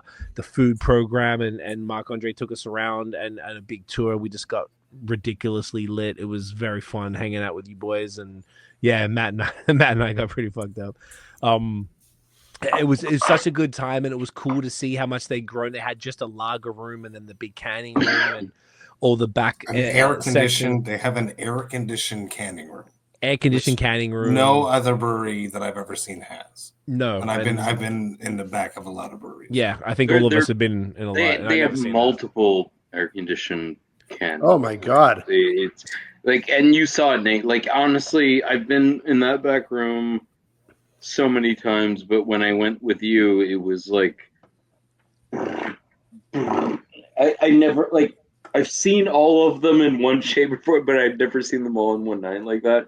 So I'm sure you can attest to it. But my God, like it was so much bigger than I ever could have imagined. Pause. You can't, like, you don't even have a sense of scale of how big the production space is from from the outside. Like, if I was not there with you and Gab, I'd never have found my way out. I'd have slept there. That's why if you like try and like think of like Saint-Lambert and Mesorum in the same like production scale. This is not a reason why they're not available everywhere, because it's exactly the facility is just not capable of putting it everywhere. But they're still selling out. Like the thing is because Mesorum is like part of this like long, just like factory flat surface terrain, right? You have no idea how far it goes. So you have the tap room, all that, which already seems quite large, and then the back area, and then the terrace with all the everything. But then when you go into the production, it goes on. It feels like miles, like legit, like it goes on forever. It's super impressive. It's wild. It's wild. Which just goes to show you that scale of production does not correlate with drop in quality. And it's funny that you mentioned that, and thanks for saying that, because it like ties into like the one thing that I wanted to say in this entire podcast, which was I had that conversation with Gab like literally 2 weeks ago, and I was saying it was weird. It was like I was trying to convince him that what he or his team or Mesorum had done, which was exceptional, but he didn't realize that it was, because I was trying to say that like there had to be steps along the way because they had one corner of that space and then they had to expand and expand and expand.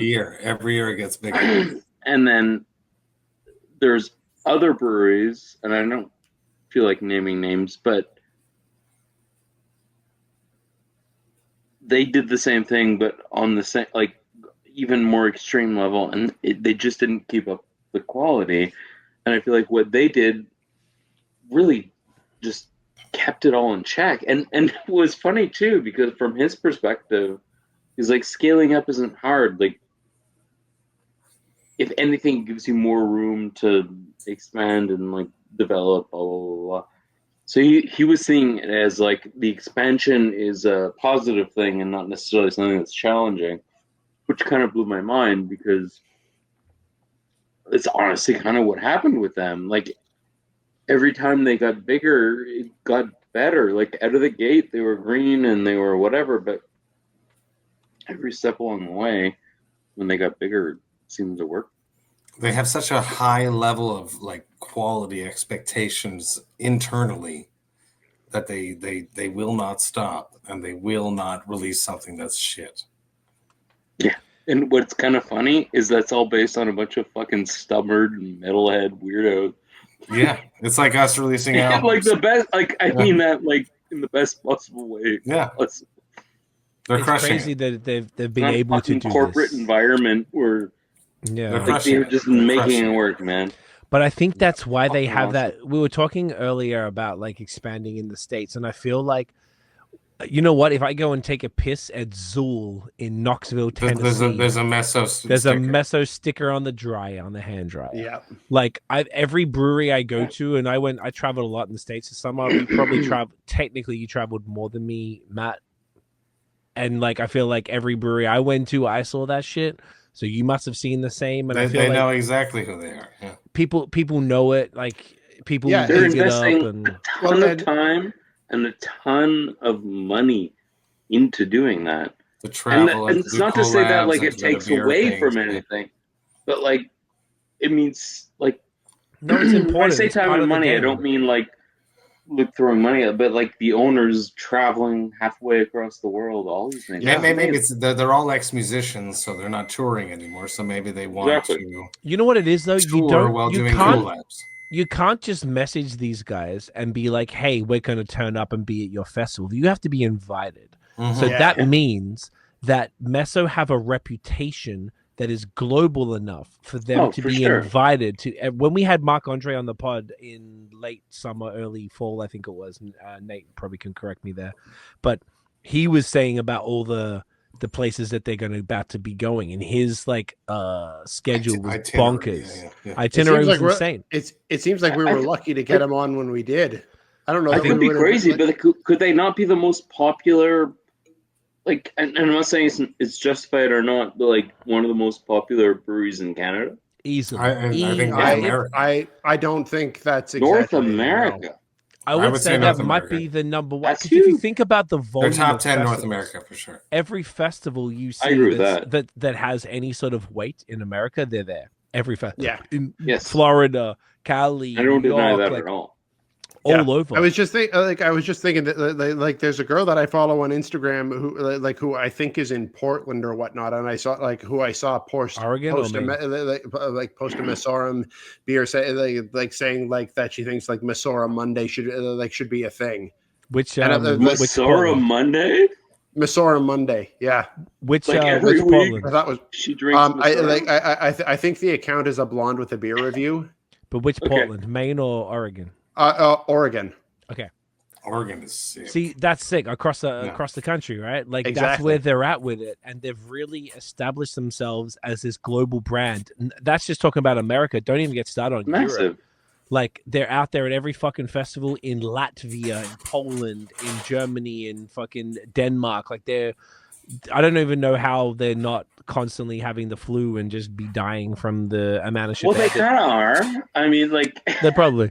Well, Marc Andre was even saying what they used to do. Or like Marc Andre, like I'm there way too much for a person that should be at a bar, but I'm there often, and like he's always traveling. Like, yeah, I think what I was trying to say, and I hope it didn't come off as like, oh, they're trying to be something, but I think my point no, was, they're not. They are. They're putting the effort into doing what they're doing by Do you know traveling. what it is, though? And doing all Do you these know things. what they? And like, Marc Andre is like always in another country, and yeah, he might be living a hustler life, whatever. They're hustling. Okay, but it's like you can't just turn up in that country, and that's amazing. No, you've got to be invited to that country, which means they're that good. They're hype, and their reputation is that strong. They're hype as fuck. They get invited, but then they put the money. Then that comes into what you're saying. So they get invited.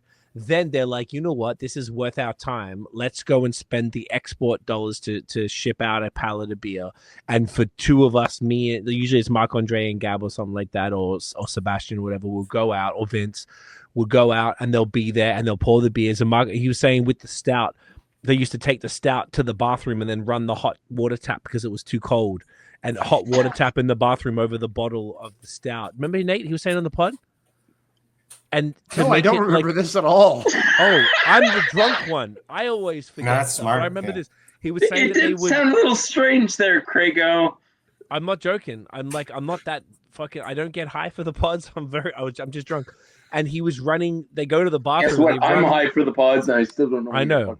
Well, because I'm connected, Noah. You don't know me, and call me Matt.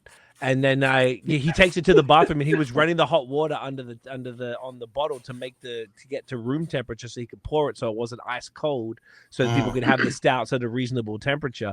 The point is, even at the level that they're at, you look at the brewery and you think these guys are multimillionaires. Like, they're going to the bathroom to warm up the stout to pour it to the fucking guys in Poland or some shit themselves.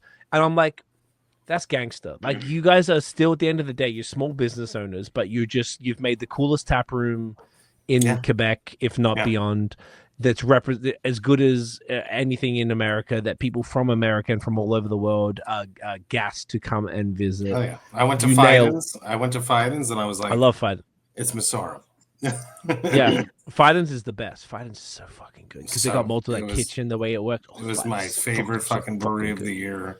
Don't get me started. Do you know that they treat, and you see the tree house opened in Saratoga, 30 minutes north now. No. They opened up recently. They're just doing takeout. So now the trip is from here to go to Saratoga, go to Treehouse 30 minutes south, Albany, and go to fucking Fidens, stay the night, then come on back. Fuck. Let's go see world. All right, calm your tits, guys. Noah and I are going to fall asleep. Okay. No, but like, I'm with you, Nate. Can I ask a quick question? No, but yes. What were you talking about before, Craig, when you managed to like flip the conversation into something else? What was I talking about? What are you talking about? You know what I was talking about. I don't. Tell me. I have no idea what Noah's talking about right now. I feel like we're about to wrap up this podcast, people.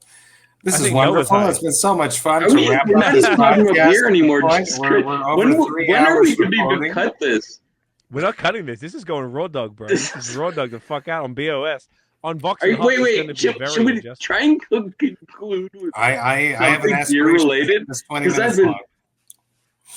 Okay, let's bring this home. Let's bring this bitch home. Can we do that? Can we do what? What do you want to do? Bring it home. I don't know. Do we need to bring it home? I guess. No, we need to bring it home. We got to wrap it up. Okay, so how do we bring it home? 3 hours, been pretty sweet. So, we've had a really solid run of the top 10 breweries in Quebec for 2024. Yes. We have had some special mentions.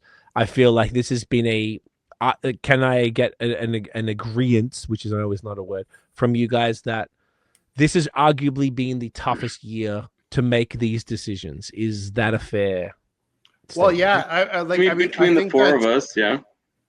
I think the fact that we actually had a hard time and we needed to come up with a new system to choose our top 10 really represents the fact that this was really tough this year.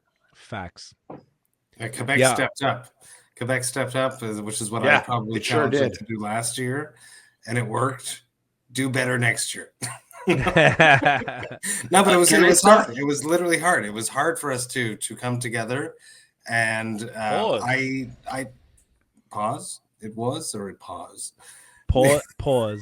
It means you said something that could be taken as homosexual. So if you say pause, it negates the homosexual. You said it was difficult for us to come together. So I said pause. Oh, okay.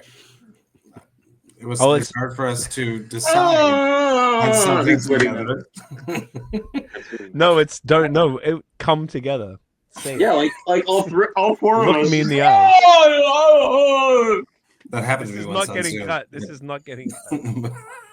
That's what he meant. But I'm happy with where we landed. What he meant. I'm happy that we hit the special mentions. I think that was important for us to do that because there's a lot of amazing breweries out here. And as everyone's watching and as has been mentioned, if your brewery was not mentioned, it's not because we don't love you. It might be we just didn't have enough chance to taste your products. And we're excited for 2025. Push, be cool, provide excellent service. Make sure that your staff are top notch. And take care of the customers and take care of your brand and push. That's all we want.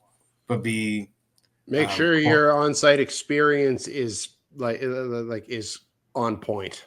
Yes, it's really beer is expensive. So if we're going to be there and we're going to be doing it, take care of the people enjoying it and making it happen. Yeah. That is such fantastic advice. Can I say something quickly? I didn't realize this was us summing up things. And I humped. We're not still talking about Masora. That during this, that's not gonna. Nothing is being cut from the BAOS. Yeah, that's video. what I'm worried about. No, that's really fucking awful. Keep this shit raw dog. No, you're the one who humped the camera. You didn't have to do that. I feel you also didn't have to show up in the storm at 2 p.m. I'll fucking own it. The only way I'm gonna own it is Matt. Can we still be friends? Oh, we're totally friends. I love you. Why would you not? So then I will own it. All right. So are we what's the deal? Are we still what are we doing? We're still recording. We're still recording. We're still on air right now, man. I want you to I know, but where are we going forward with this? Summarize 20. What do you want in 2025? What do you want in 2025? What do you want to see exactly? To come and not have to be on this podcast anymore. Okay, Nate, what do you think is happening in 2025? Oh my God. Whose mate is this? Jesus Christ. Who invited this guy? All right. It was my idea to actually finish this. Everyone lost track. You remember that part, right? I don't know what you're talking about. No. Yes, I pull this back together. All right, so you know what? Me for being fucked up right now. Okay, get your support, cat, Nate. Yeah. Give Rooney a squid. Oh, holy shit! What's going on? Animal cruelty. No, she's okay. Do I have to cut this now? All right. Don't make me edit. So here's the deal. YouTube flagged it already. So there was some stiff. There was some stiff. Oh, holy fuck! There was some stiff competition in 2024. I can mute him now. No, you know what? You've kept him on this long. Just keep him going. Yeah, there was some stiff competition in 2024, and that's a very good thing. It was really, really tough for us to choose. The fact that that last year we were basically all aligned, and there was almost no discussion. And this year we it was a struggle to get to this point that we had to figure out a new system to choose our top 10. That's a good thing. I would like to see that continue in 2025. If we're having a hard time choosing the best between the four of us, that's a good thing. That means that everyone is really ramping it up for the top spot. And I would love to see that again. Keep focusing on that on-site experience. Focus on that, that breadth of styles. And and we're going to be having a similar conversation again for the 2025 wrap up. For sure. Well said. Yeah, I would echo that. Definitely want to see that on-site experience because that's really what's going to convert. Obviously, if I'm not there in Quebec, but I want to see that the breweries are doing that and offering that to the consumer. Definitely want to see it would be cool to see, because it might not fit everybody's plans, but a little more distro to be able to get more people to access the beer, like Matt and Noah were both saying, whether it's from independent specialty stores or from grocery or something like that, just to be getting the hands of a few more people. I'd like to see more collabs, maybe a few risks taken, whether it's stylistically for you. It doesn't have to be like innovation, as we're joking about, with crazy ingredients, because personally I don't really give that much of a fuck about that. I just want to see, like, maybe if you don't do Westies, maybe do a killer Westie and show people that you have that in your belt, and just keep killing it. And yeah, I'm excited for 2025, because I feel like if this is the 6th year of doing this, and if it was it was the most exciting by far, because of what Nate was saying, because of that debate, because of that, like, but I reckon this, that's what it should be. Every year we should be arguing. Like if we're fighting over it, that's way more exciting. Honestly, way more exciting than agreeing over it. Way more. And now we have this point system, so that's going to actually probably save the arguing, because we're going to still argue, and then we're going to be like, well, fuck you, and we'll do these points. We'll see what happens then. Won't we see what happened? And then here we go. And I just feel like this is like the most honest, equal, like fair way to do it. And I'd love to see, personally, some new names. I want to see a different name at the top, because we had Sankiem twice and we've had Masorum twice, which is amazing, and they were very, very, very well deserved. I would love to see someone else step up, someone different step up, and really just nail that brewery of the year. That's just so impeccable. I'd love, if reach out to Vox&Hops, be on the pod. Reach out to us here at BOS and be on the pod. We want to have more Quebec breweries on the pod. We went out of our way in 2024 to do that, and we want to continue to do that in 2025. But if you're interested, I just want to say to Quebec breweries, I know, Maddie, you'd be down. Nate and I are very, very down. Yeah, we would love to chat with you and to experience it. Noah would love to drink your beer at some shape or form, and to bring his cat to your brewery. Like, that's what we want to do. And we want to showcase. That is generally what I do at you do, right? I just like travel with my cat and I bring my dog everywhere. You fucking should. If they piss you off, you're like, get him. But anyway, it's a beautiful time. I think this was really awesome. This was really fun. Obviously, it's always going to be fun with the 4 of us, because you guys are ridiculous. But this was really sick, boys. I really feel like this was like a. I hope this is more the way that things are going to go moving forward, as far as like the challenges and the fun conversations that we had in this one. I feel like it's fun every year, but this is like a little next level. And let's just. It's always fun. Like, You're some of my favorite people in the world. I love you guys. I fucking love you too, man. And you know what, like, guys, this is my 2nd year doing this. Like, last year was fun. This year was even better. Like way better. Like this was great. I like the debate, and I like the way that we're all still can find something that we love in everything. And it's like, oh yeah, at the end of the day, we're all of the brands, we're all very positive about beer, period, and beer in Quebec. We want to support and only support beer in Quebec. We want to make sure that everybody flourishes, and that, even if we have some constructive criticism, like it's all love, man. We fuck with y'all. We want to see y'all just continue to win and dominate. So, and I don't think anyone can be upset with Masorum winning the top spot. I don't think anyone would disagree with that, really. I mean, there might be some people like, but my fave, and I totally get it. I really do. Yeah. But it is what it is. Your fave fucking sucks. There's that, and get them to convince us otherwise. Holler at us, be on the pod. Holler at Maddie, be on the pod. Holler at fucking Noah, get their cat to the brew. Like, let's see what's going on for 2025. I need to piss like a bitch. Where can everybody find you online, Matthew? Hell yes, voxandhops.com. It's VOXANDHOPS.com. I drop episodes every week. I hang out with metal musicians like myself. We talk about their lives and music while crushing killer craft beers. I'm in a band. It's called Cryptopsy. You can go and check out everything that's going on with Cryptopsy as well. I have 2 tours scheduled for 2025 so far. I'm going to Latin America. I'm going to Europe. Okay. You can get those tickets at voxandhops.com/Cryptopsy. I won't spell it out because I won't make it. But it's fine. It's going to be fun. And I love craft beer and metal. So if you want to come to my shows and bring me beer and get guest lists, that's also something else I do. Noah. Noah Forrest.